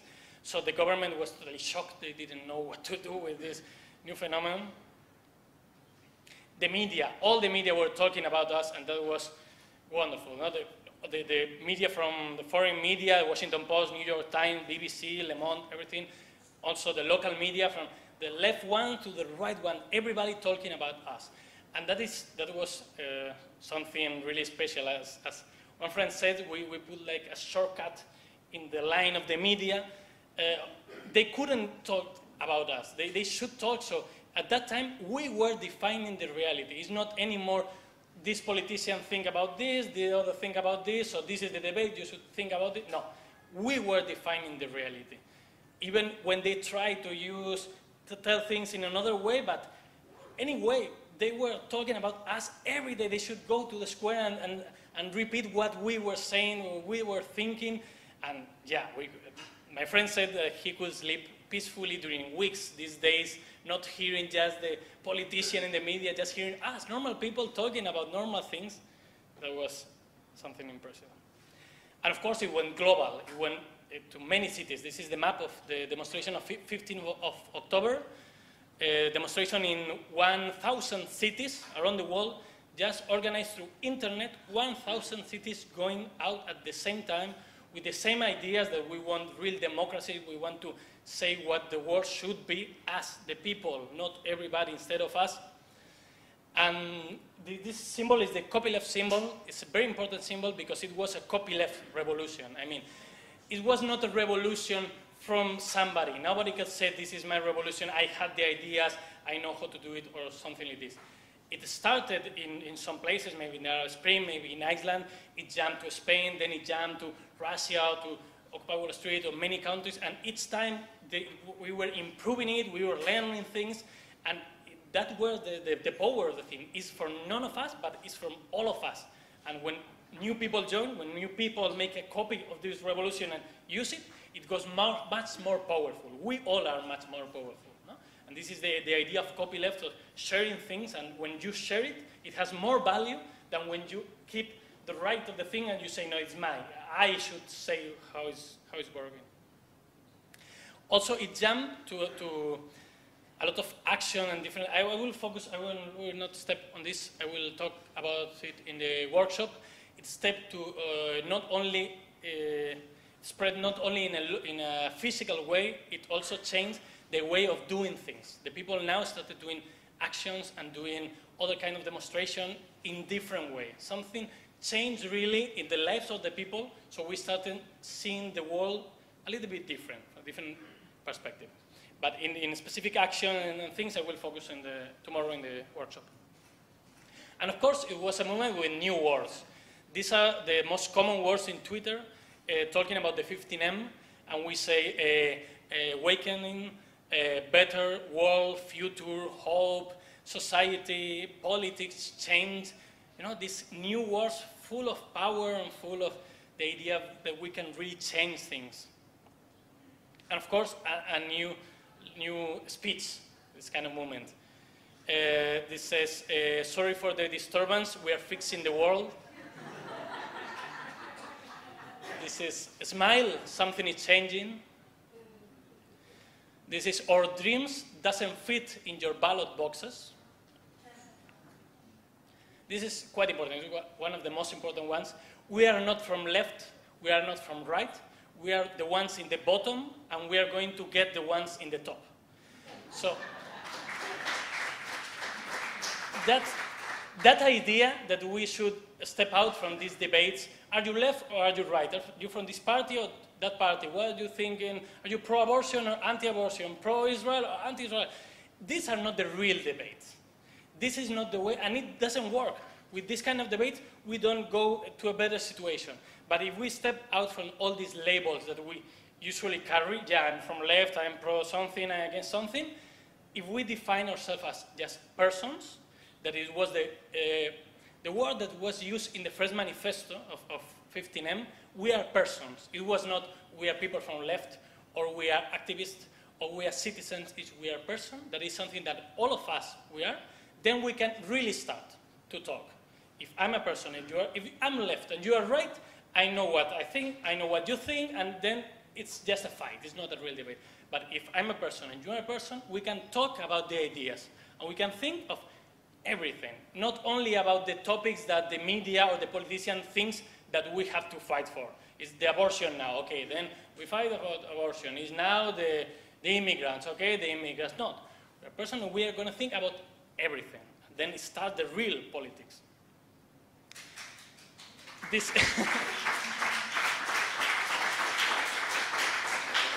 this is also, I like it a lot, is not a crisis, it's the system. The idea is that we are not facing just a bad moment of a good system. The expert told us this is the economy, this is the way we have to do things. No, no, it's not a bad moment. It's the whole system that is corrupted. It's the whole system that is not working, and we have to change everything. So it's the idea of politics is about this. It's about thinking the whole system. And if you can really think about it, you can really change things. And this is, I like it a lot, this is not a crisis, it's that I don't love you anymore. So, the same idea, but with a new kind of words. It's not we are anti-capitalist, no, it's a different way to say things. And this is also beautiful. If you don't let us dream, we won't let you sleep. So, we are not going to stop. We are going to make a lot of noise till all of you hear it, you people from the 1%. So we really felt that there was a lot of power and energy, and we could really change anything. The first week, we really thought that we could make the government fall. It could spread to any country. We could make something really totally new. And it's because we felt we were united in something. We were not fighting for each specific fight, for each specific topic. We were all together fighting for something that were common to all of us. It's this beautifully said idea of the Occupy Wall Street movement. We are the 99%. It's all of us, and we're in the same situation, so let's fight together. Sadly, the camp should be, it was over in some weeks, because also it was very difficult to have the camp in the middle of the city, the people sleeping there was some tension. But we thought that the camp was not really important, that the ideas were already flowing through the wall, and we had a lot of assemblies and people with a new way of doing things, so we could just forget about the camp, so we cleaned it, and it was a very emotional moment at that time, because we lived something that was really unique for us, this thing. But we left a message that was very important, that is, we know the way back. The idea that that was not just a one action, something we did, a performance, something that worked or not worked. It's something that is now inside all of us. It changed our way to see things. And this is not going to stop anymore, because now we see the world in a different way. We are going to ask in different things to the people who are in the power. We are going to understand the society in a different way. So we know how to go back to the square, maybe in other ways, but we know how to go back. So this, the idea is what it was impossible before, now is unstoppable. And this is where is the power, and that's why at the end it's going to work. Thank you very much.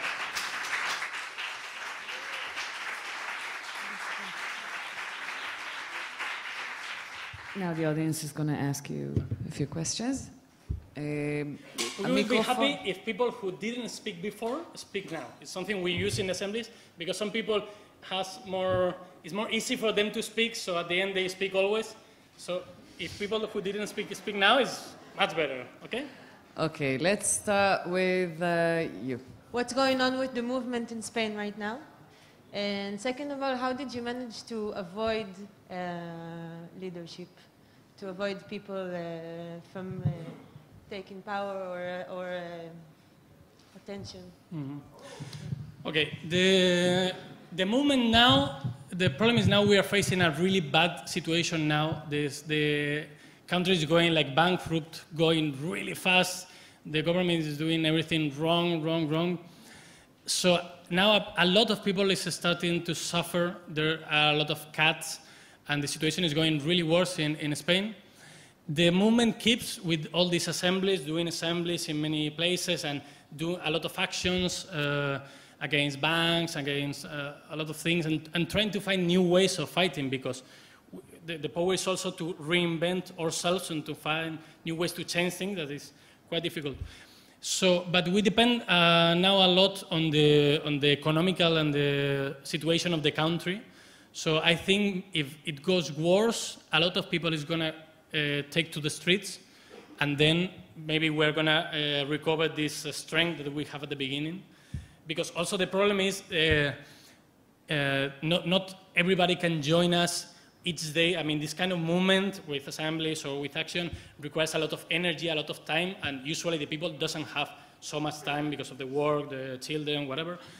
So it's not easy to maintain this kind of mobilization in the streets. But I think with the situation now, maybe it's going to change, and maybe we are going to see new windows of hope and could change things. So we'll see. We have to wait a little bit. But it's active, it's alive, and it maintains the action, the debates, the thing, and about leaderships, I don't know. From the beginning, it was clear, since we were trusting in all that kind of leadership system that is the political parties, and we saw the results in Spain, and it doesn't work at all. Also in the companies, so something is always is against the people, so this kind of leader hierarchical system never worked. So it was, for us at least, it was from the very beginning quite clear that that was not the way to do it. So it was the people themselves who care about not having leaders. I mean, when somebody was appearing too much in the media or taking too much the word, the others said, okay, then maybe we should rotate.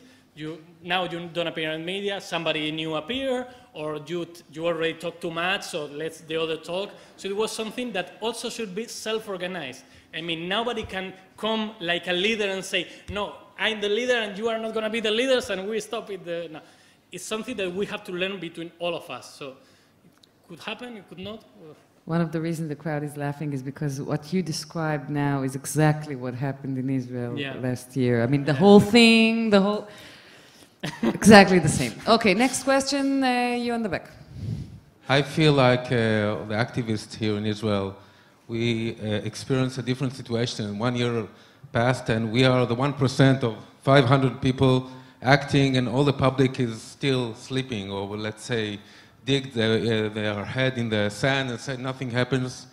And we are trying to break this wall, and it doesn't succeed too much. It's all demonstrations again and again, and the public is not joining us. And we try to think about new techniques, how to reach the people, because the problems are still the same, and we must find a way to reach people and to make them start again, come back to the squares and to the streets. From your experience, what do you think, which techniques we can use to get the public back into the struggle? As I said, for me it's not an awakening. It's not that I'm more awake than somebody who is not going to the streets. And that's what we discovered the 15th of May. 15th of May, there was only a small amount of people doing demonstrations, doing things. And then when we went out of the street, we discovered that everybody was thinking the same. The support to this movement was like the 80% of the population or something like this. So everybody is really awake. The problem is, it's not clear, it's not easy to see how to change the system, because the system is really well constructed not to be changed. So if you don't feel there is a real hope to change things, you remain home. And also, as I said, this kind of demonstration and action require a lot of time, a lot of energy of your life, that if you don't really think that it could work, why you are going to join. So we need for sure to find new ways of everybody join. But I don't really know how to do it. Actually, if I had the clue, it would be wonderful, because now the movement in Spain would be 90% doing it. But what I'm sure is it should not be, we should not repeat like the activist way of thinking that, okay, I'm the activist, I know where we have to go, and then you, the people, you have to join me. So how do you join me? If I do it that way, it doesn't work. It never worked in the past, in the whole history.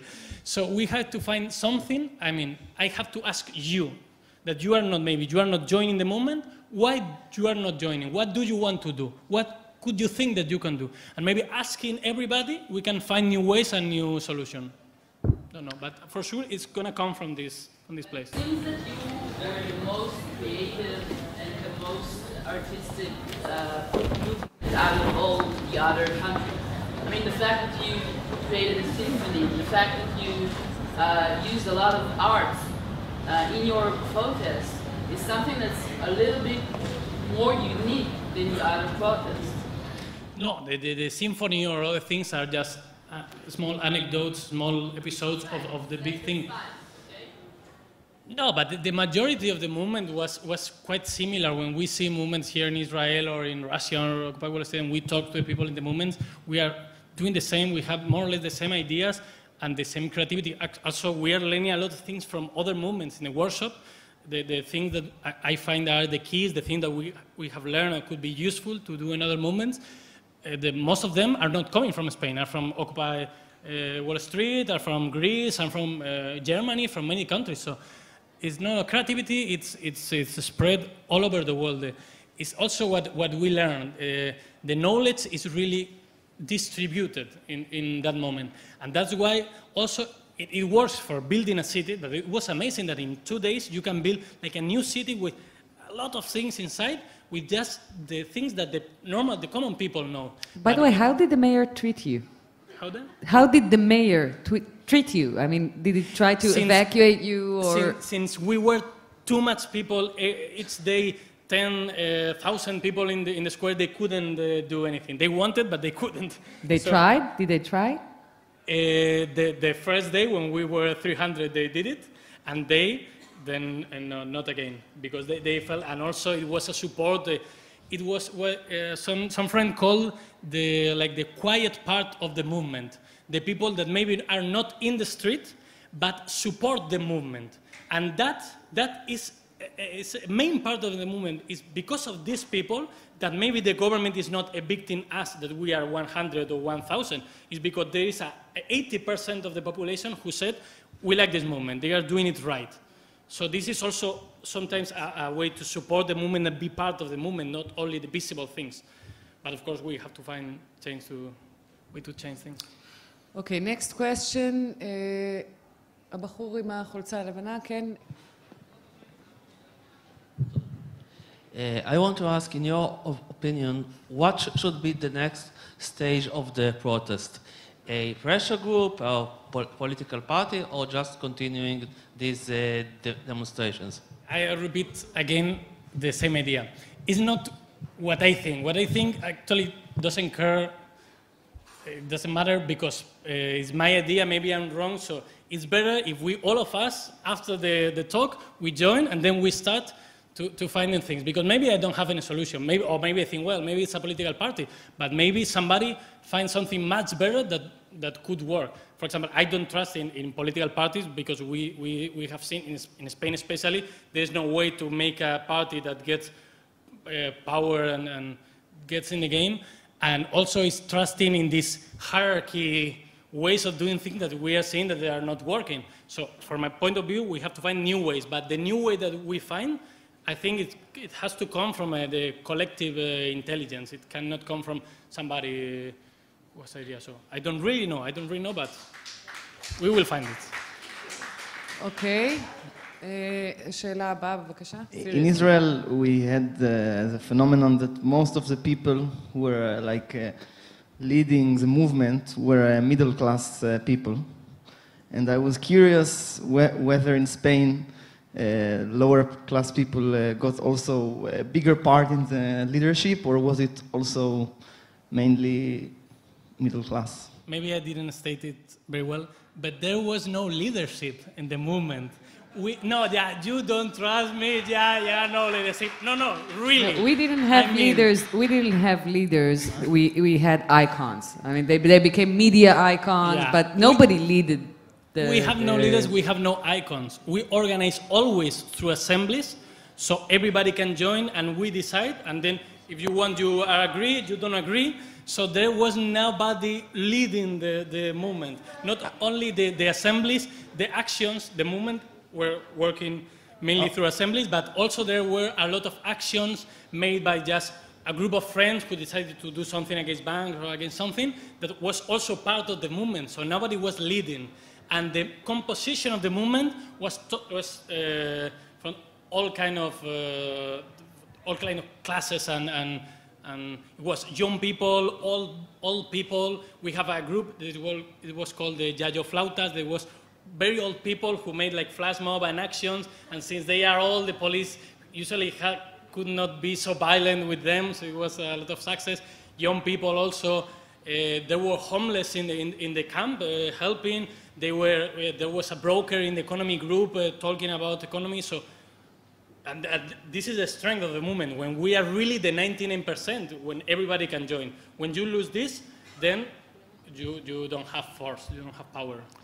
I want first to disagree a little bit from a historian point of view with you, and then ask you a question. If we see here, we see a picture of Rosa Luxemburg, then we see the Social Economic Academy, which is quite a leftist organization, and we see one member of the parliament who is a leftist who is joining us. And I think there is a unique place of the leftist movement in Israel, of course. I believe in the world also. Historians generally try to look deeper to ask who are the activists and who gave the lead and who organized things that are quite complicated to organize. Okay, this is a disagreement about leftist and rightist.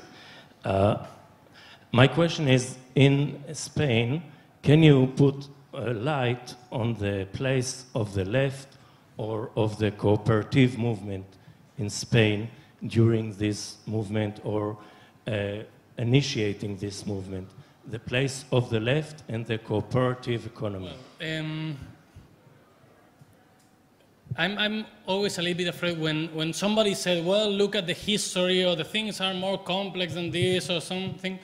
Usually the debate stops because I cannot answer, because, well, maybe I should go home and read a lot of books and then we can talk.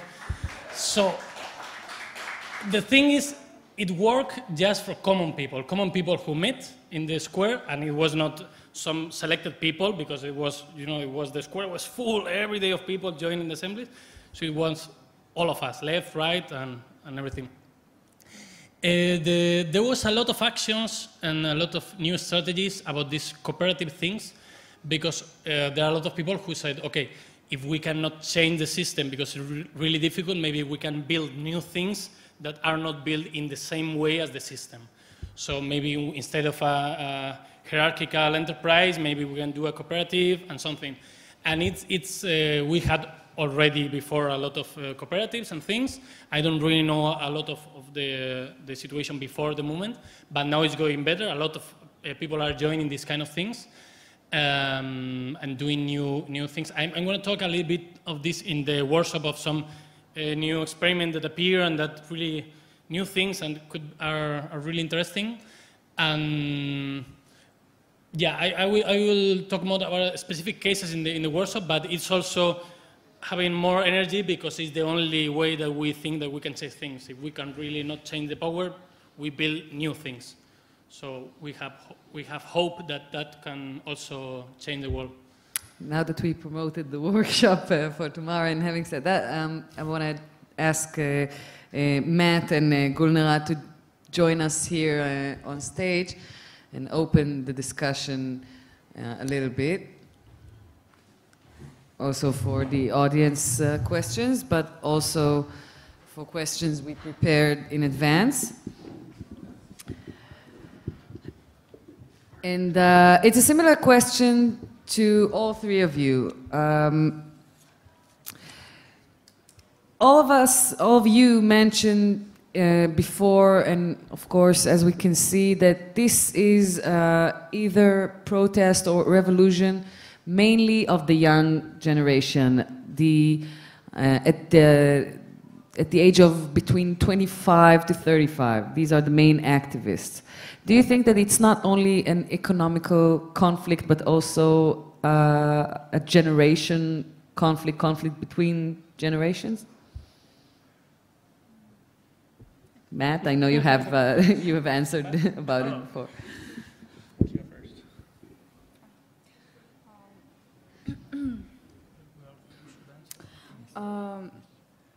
I don't think. Yes, I would say those people who take to the streets and try to discuss the current problems, they are mostly young generation, people between 20 and 30 years old. And yes, there is a sign that something has changed in minds, in public consciousness. People who, young generation who came out, who grew up now and understand themselves as subjects or how to tell, actors of history.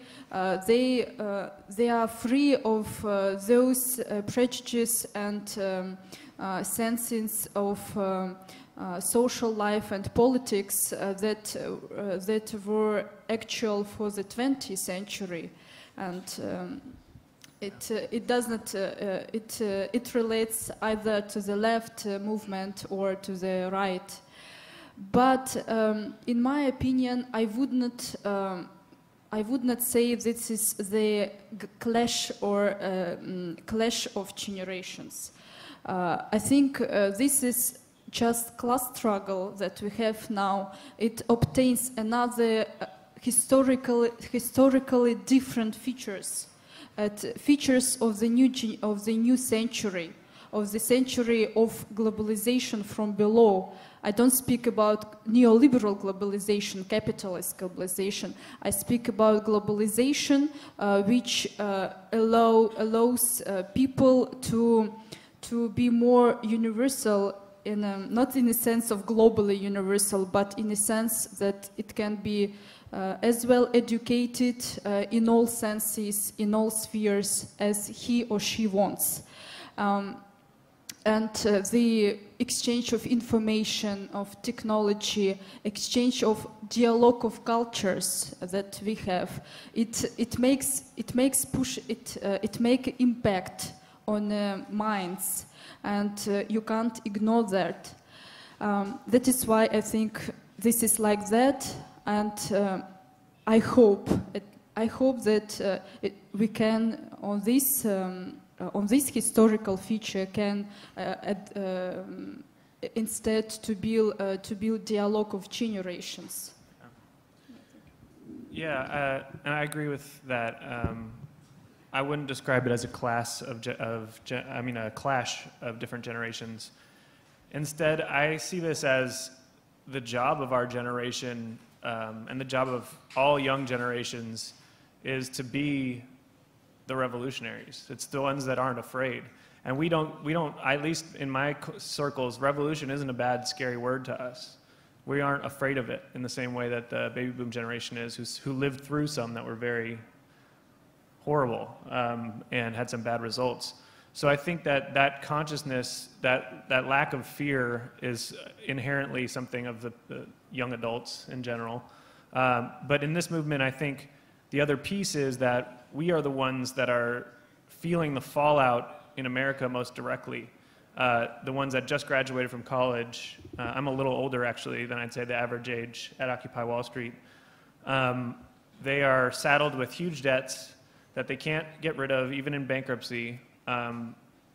They were told that doing well in school and going to college was the answer and would set them up for a life that wasn't always on the edge of collapse.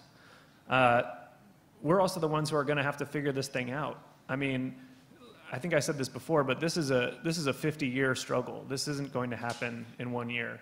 And this is the fight our generation has taken on so that we can actually do the things we want to do. And, you know, I'm not comfortable bringing children into the world in these circumstances. Who knows what they're going to face? I'm not ready to continue this paradigm. We have to change it if we're going to have a successful life. So, and with that said, there's so many people of all ages who are involved in this. My parents and my parents' friends and people their age were totally motivated and on board with this. Across cultures and across races, it's, you know, the age range goes up to 100. There's a, like you said, the group of older people, we have the Granny Brigade, and it's a whole bunch of women who are in their 80s, and they all have yellow vests that says Granny Brigade, and they'd come and stand in the front of the marches so that it would pace well, and so that it would, so that, you know, the police aren't going to hit an old person in the face like they would me. It didn't happen, but it's really powerful when you have that age range, because then there's no media narrative that this is somehow a young people's movement who just want something for free. That's bullshit. Miguel, do you want to I totally add? agree, so I'm not going to repeat the sentence. Okay.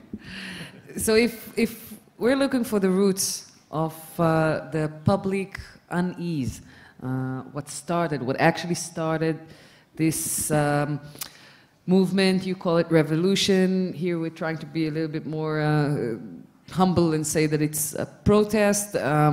If we're looking for the roots of it, where can we find it?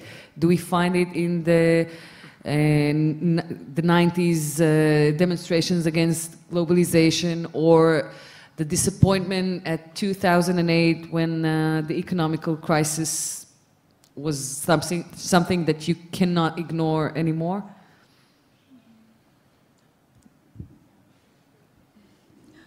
In my opinion, the roots of this protest and the world protest we can see in the anti-globalization movement started in the Latin America. I think this movement against against the neoliberalization of economy in Latin America countries that started the movement or alter globalism movement. I think this was a very historical break with the past that had a lot of waves and up and downs, but originally that we have now all over the world, not only in one definite country, takes its origins, like, I don't know, ideas and practice from this.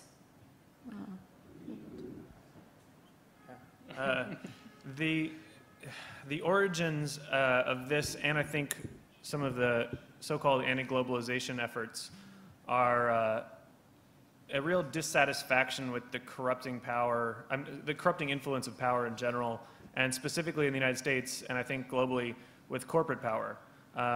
We are having our bodies poisoned, we're having our minds poisoned, and we're having a control that we have no way out of by unseen, invisible hands, and they're not of the market. They're of people with power who are controlling the prices and setting the agendas for politicians and controlling the things we hear and see and running our education systems. And the tentacles of the vampire squid, as it's called in New York, reach everywhere. And I think that the tipping point was the global financial crisis, because people saw the system for what it was, which is a sham. They saw these people risking our entire economic futures making bets and making up money and pushing it around and making lies. And all of a sudden it collapses and affects our lives directly, where we had no real part in creating the rules. So all of a sudden we're suffering at the consequences of a backwards and completely corrupt system. Now we have to do something. Clap, clap, come on, it's really good. They do. So, yeah, I totally agree, and I also think that the anti-globalization movement and other movements before had a lot to do, because they spread these ideas about how the world is being ruled, and also. But also the thing that the anti-globalization movement, for example, failed. This is also a very important root, is the idea that that thing that we were doing, that each time there was a G20 meeting, we were there and demonstrated, and never happened anything, we never succeed. This idea that, okay, we have to find new things, we have to invent something new, maybe it's not the activist thing, maybe other people should have to join, or something new. That is the very important root. And of course, also the technology. This is totally a basis, and I think it's totally root also with the idea that young people are joining.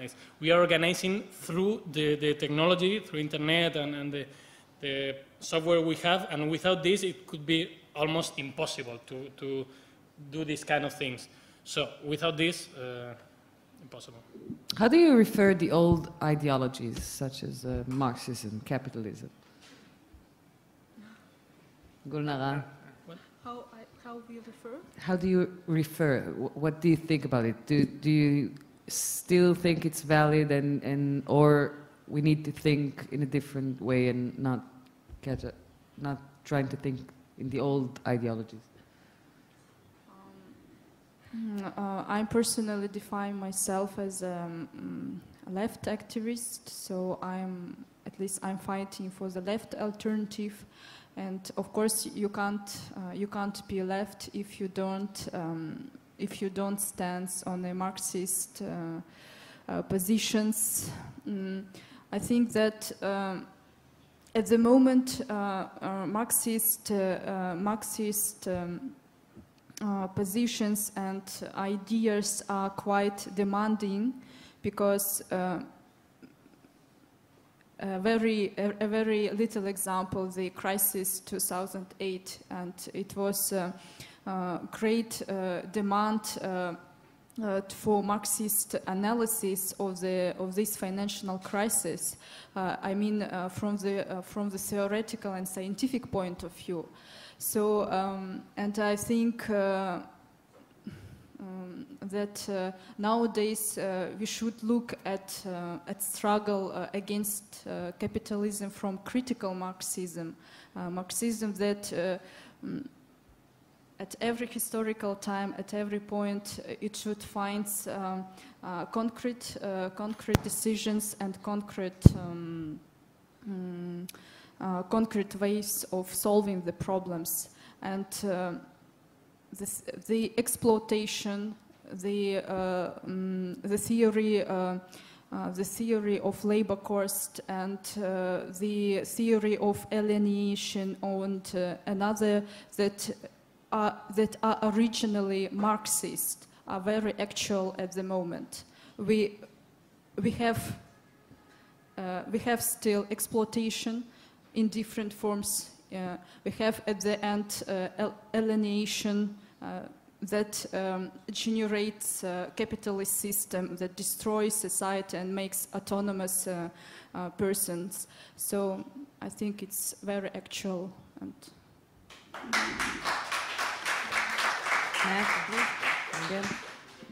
yeah, I'm repeating a little bit what I said, but from a point of view, maybe we are Marxist, maybe we are left, maybe we are anti-capitalist, maybe we are whatever, or we reach that stage at some moment.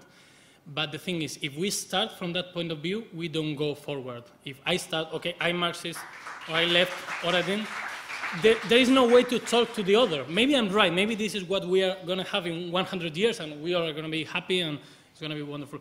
But it doesn't work. And it didn't work because we are always fighting with the other and trying to, not to understand what the other is thinking and try to find maybe a common point or something. It's just trying to destroy the other that is obviously not right because he's not from left or whatever. So it's for me, the important is, like this banner said, is to break the labels, keep the ideas, the basis of the ideas, but not put any label, not put any name, and then talk with everybody. And then, yeah, good work. Yes, please. And I respond. I don't stand on the position that if I'm left, and the only alternative is left. I think that free association of people, of different people, could be actual at the moment. And I don't fight that if you are not left, if you are not, as I think in my eyes, that you don't have future. I think that alternatives of alternatives. So different, the unity of diversity, and that is all. Yeah, it's a tough question because so much of my thinking has been influenced by my study of other movements and of ideologies. But I think that ideology and culture are really not our friends. I think that we have to figure out how to de-socialize, to use that phrase in a different way, and to open our minds. Marx's analysis is very important to my thinking, but I would call a reporter asked me how I would identify, and I've struggled with that because I'm not satisfied with any of the answers that are out there now, and the paradigms of the past have gotten us where we are, and the next step is the solutions. If anything, I'm a solutionist. I want to figure out what the next steps are and move in that direction, and I don't care what you call it. I mean, call it whatever you want. But. Do you have anything you want to add? No, okay. ב-15 דקות האחרונות שנשארו לנו, נשמח לשמוע עוד שאלות מכם. בחלק האחורי, בחור עם החולצה האפורה, אתה יכול בבקשה. Thank you very much for being here and talking about these things. You mentioned that I absolutely agree that there is no reason to fight with each other on things that are not of essence, on style. But there are also things of essence. Going back to Mahatma Gandhi, which was referred to, he said that we can make concessions about everything apart from what is important. On that we can never concede on. So, now putting this in the context of this forum, there is a struggle taking place here in Israel. It is a struggle of the privileged, usually the white Jewish privileged. In a country that practices apartheid as defined under the crime of apartheid in international law. And it is maybe akin to the white people struggling for their rights under apartheid in South Africa. So what is your position coming here towards this struggle that could be a little different than what is taking place over there? Who wants to be first to answer? Sorry, do you want to go? No, because I didn't understand really the question, so I really need to repeat that. Could you clarify, you want us to weigh in on the current situation between Israel and Palestine? I mean that we fight. This country was founded on the basis of inequality. In 48, not in 67. It is not a democracy and never was one, not even to begin with. Wait, okay, so I guess so coming here, should you insist in quality? Should you insist that this struggle here will be first and foremost be about equality? So, first of all, I know that this issue is incredibly divisive here, and I don't want what's been talked about here to be buttonholed based on our opinions about this issue. I don't mean to pass, but I personally don't feel like I'm comfortable with my level of knowledge weighing in. With that said, I believe in the rights of individuals, and I think that everyone has a right to democracy, and I think that it has to be our basis. The tenets and the core values of what I understand as a global revolution is horizontalism. And what that requires is the freedom of assembly and the ability to set your own destiny. That's what we're fighting for. And to build movements based on horizontalism and the ability to make decisions as an individual actor that work for the group should be a fundamental right, and that should be the basis of struggle, in my opinion. Does anyone wants to add anything? Yeah, You have a mic here also. Yeah, only it's working? No, not working? Okay. Yeah, so only one idea. In Spain, for example, we had the terrorist problem in the north of Spain, the País Vasco. They wanted to be independent, and the government said, no, you cannot be independent, and there was the terrorists, and it was a huge problem. And for many years, we couldn't go forward in this problem because all the two parts, the people who said, no, you should not be independent, the other, we should be free, independent, whatever, they couldn't agree, and there was just a fight. And at the moment, the people start putting the focus not on that topic, on other things. Okay, this is important. Of course, it's important if the people are dying or are not dying, or what is our country, if we are free or we take decision or not. All things are important. But when people start to put focus on other things, like, okay, then let's talk about the whole system, the whole society and everything, then we discover that most of the people were not really taking a lot of care about these ideas of nationality or this problem. It was not really the problems of the common 99%. So it was a fight of minorities in reality.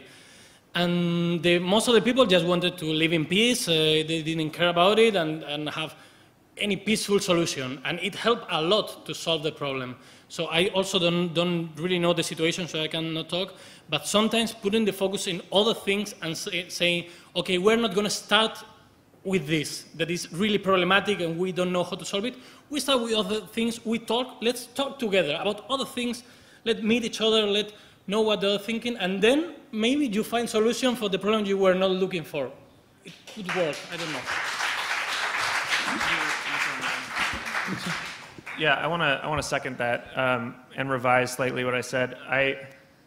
The issue is such a hot button issue, and I just feel like what you said, we can't even begin to address it yet because we don't have real democracy anywhere. But it's an issue that until we actually sit down and get to know each other and see each other and look each other in the eye and recognize our shared humanity, that's when we can actually make these decisions ourselves. That's when we can start to get to the root of this problem. And I actually was hoping that this would be a slightly more diverse crowd, and I hope that we get a chance to actually meet with people who are... Who disagree?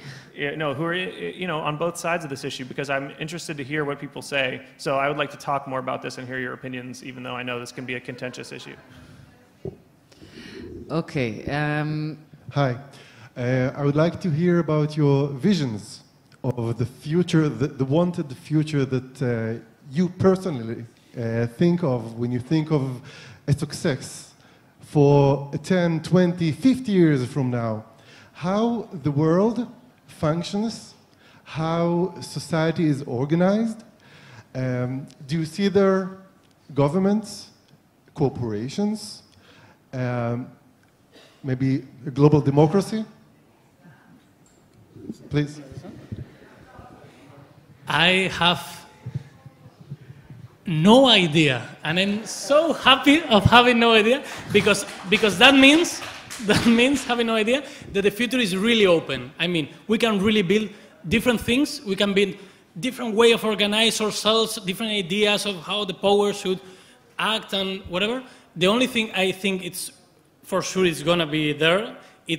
This is the idea of real democracy. It's this, nobody is taking the decisions instead of us, saying that I know the answer and then we're going to do this. No, we all are going to take the decision, but the way we organize ourselves is like science fiction. You cannot even imagine, but it's wonderful. There is hope. Yeah, this is actually one of the things I want to do in my workshop tomorrow, because I think get some of the best answers out of people. Is you start with, what's wrong, and then you ask what's going to be right.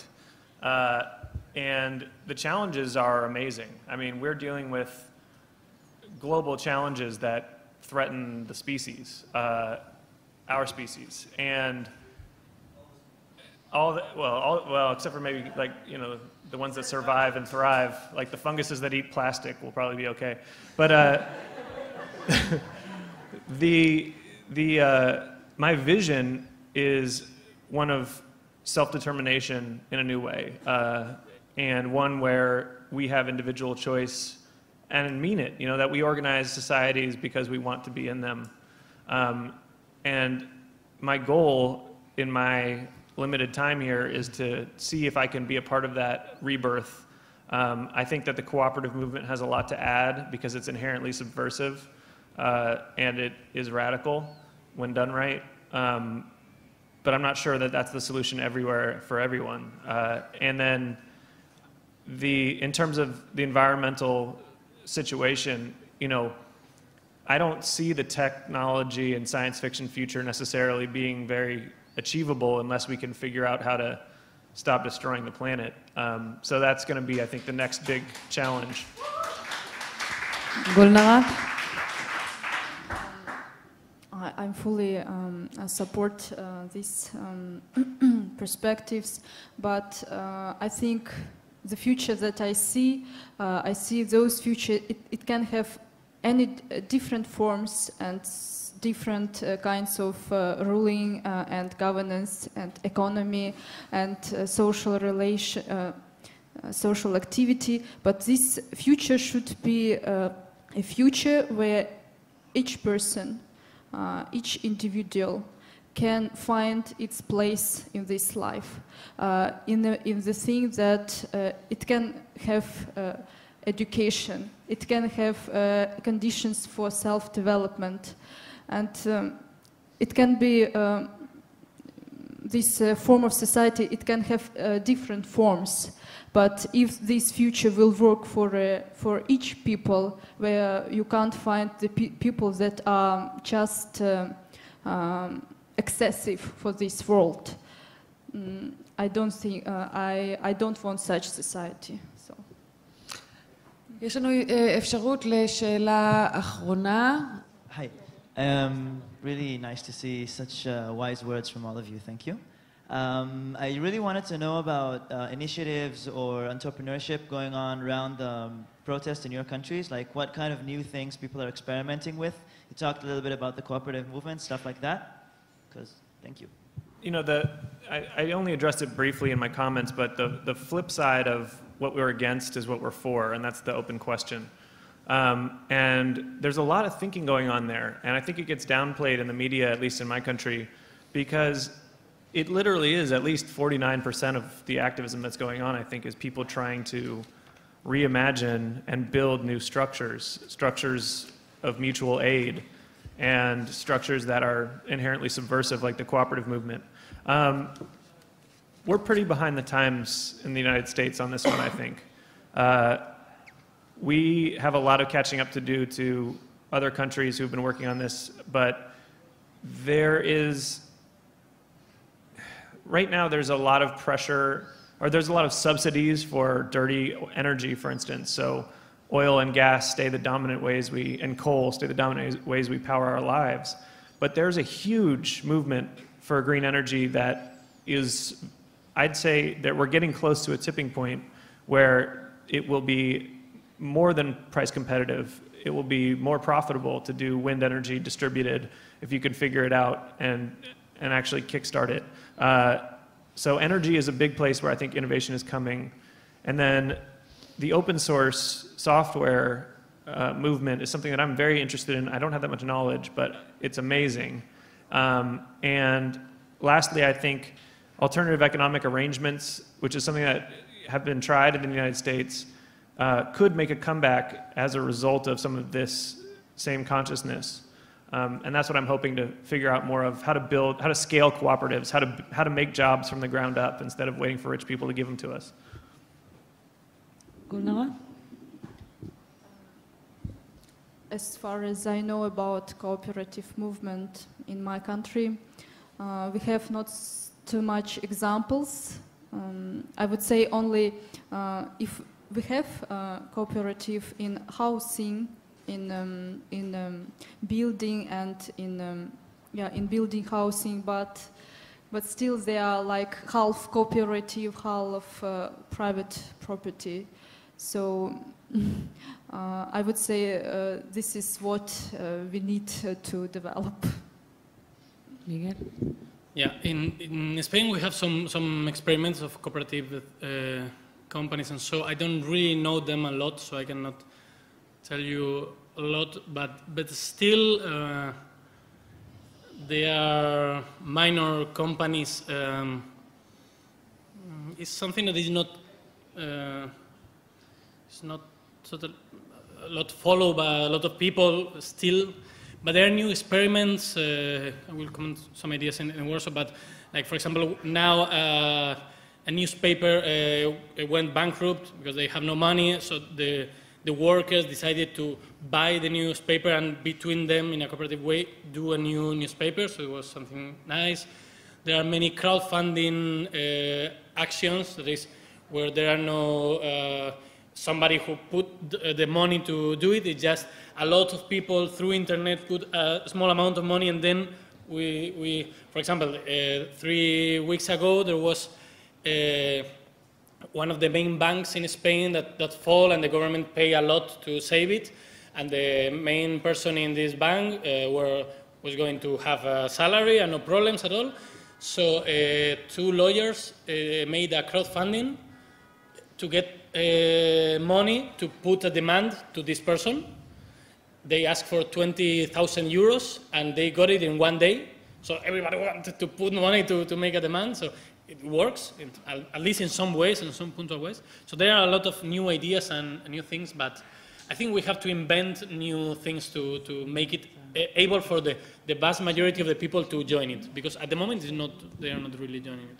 I want to say one more thing quickly, because my friend in the front row is about to catch on fire if I don't. The Mondragon example from Spain is something that people in the US are very interested in. The Spanish cooperative in the north of Spain, right? There are some things in the US happening in that model. I don't understand the intricacies well enough to give a lecture on it or anything, but I know that it's working, and I know that it's very solid through the economic crisis, because they have their own bank and they kept it fully capitalized. Multiple banks. Right.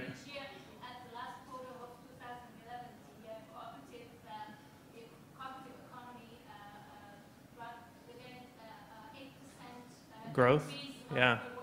Yeah, she said that during the economic crisis, or after the fallout with the unemployment rate going up, the cooperative companies in Mondragon rose at 8% in terms of in the last quarter of 2011. And that's important. So there's some things in the US going after that model that are being built to rebuild some of our old industrial cities that are now Rust Belt, is what they call them, because they're all rusting, to create jobs in communities of struggle, and they're very hopeful. I'm looking forward to this year. It's going to be a big one for cooperatives. לפני שנסיים, thank you. לפני שנסיים, מיכל שוחט, מנכ"ל המכללה החברתית, רוצה לומר כמה מילים? משפט וחצי. אני רוצה להודות לכל מי שלקח חלק כקהל, כמשתתפים. אני רוצה מאוד להודות ללינוי, שהסכימה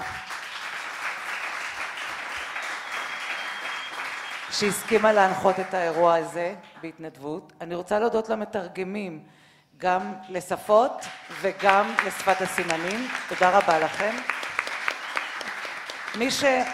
מי שעדיין לא שבע, ואני לפחות לא שבעה מהמפגש עם האורחים, בעוד רבע שעה פה באולם הזה יש לנו די-ג'יי עם קצת שמחה,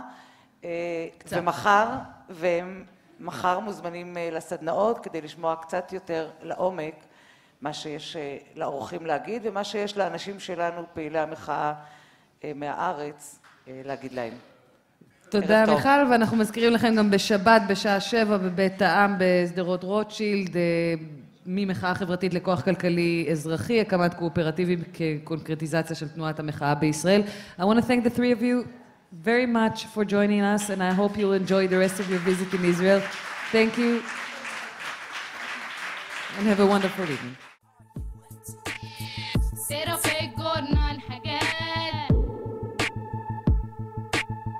إصلاحات ويزي كمان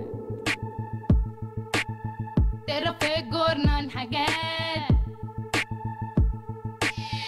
إصلاحات ويزي كمان تشفى أثر المومياوات قوم يا واد هات الحوادث تلقى حادث في البلاد النقود عجت وشوطة وصبر وداب في الملاحات وإن بيسخط العيال نصيبها مال زي البنات وإن نادية بريزة وقعت وإن فاطمة شرب رجعت وإن شكري وكالة قرر يشتغل في الممنوعات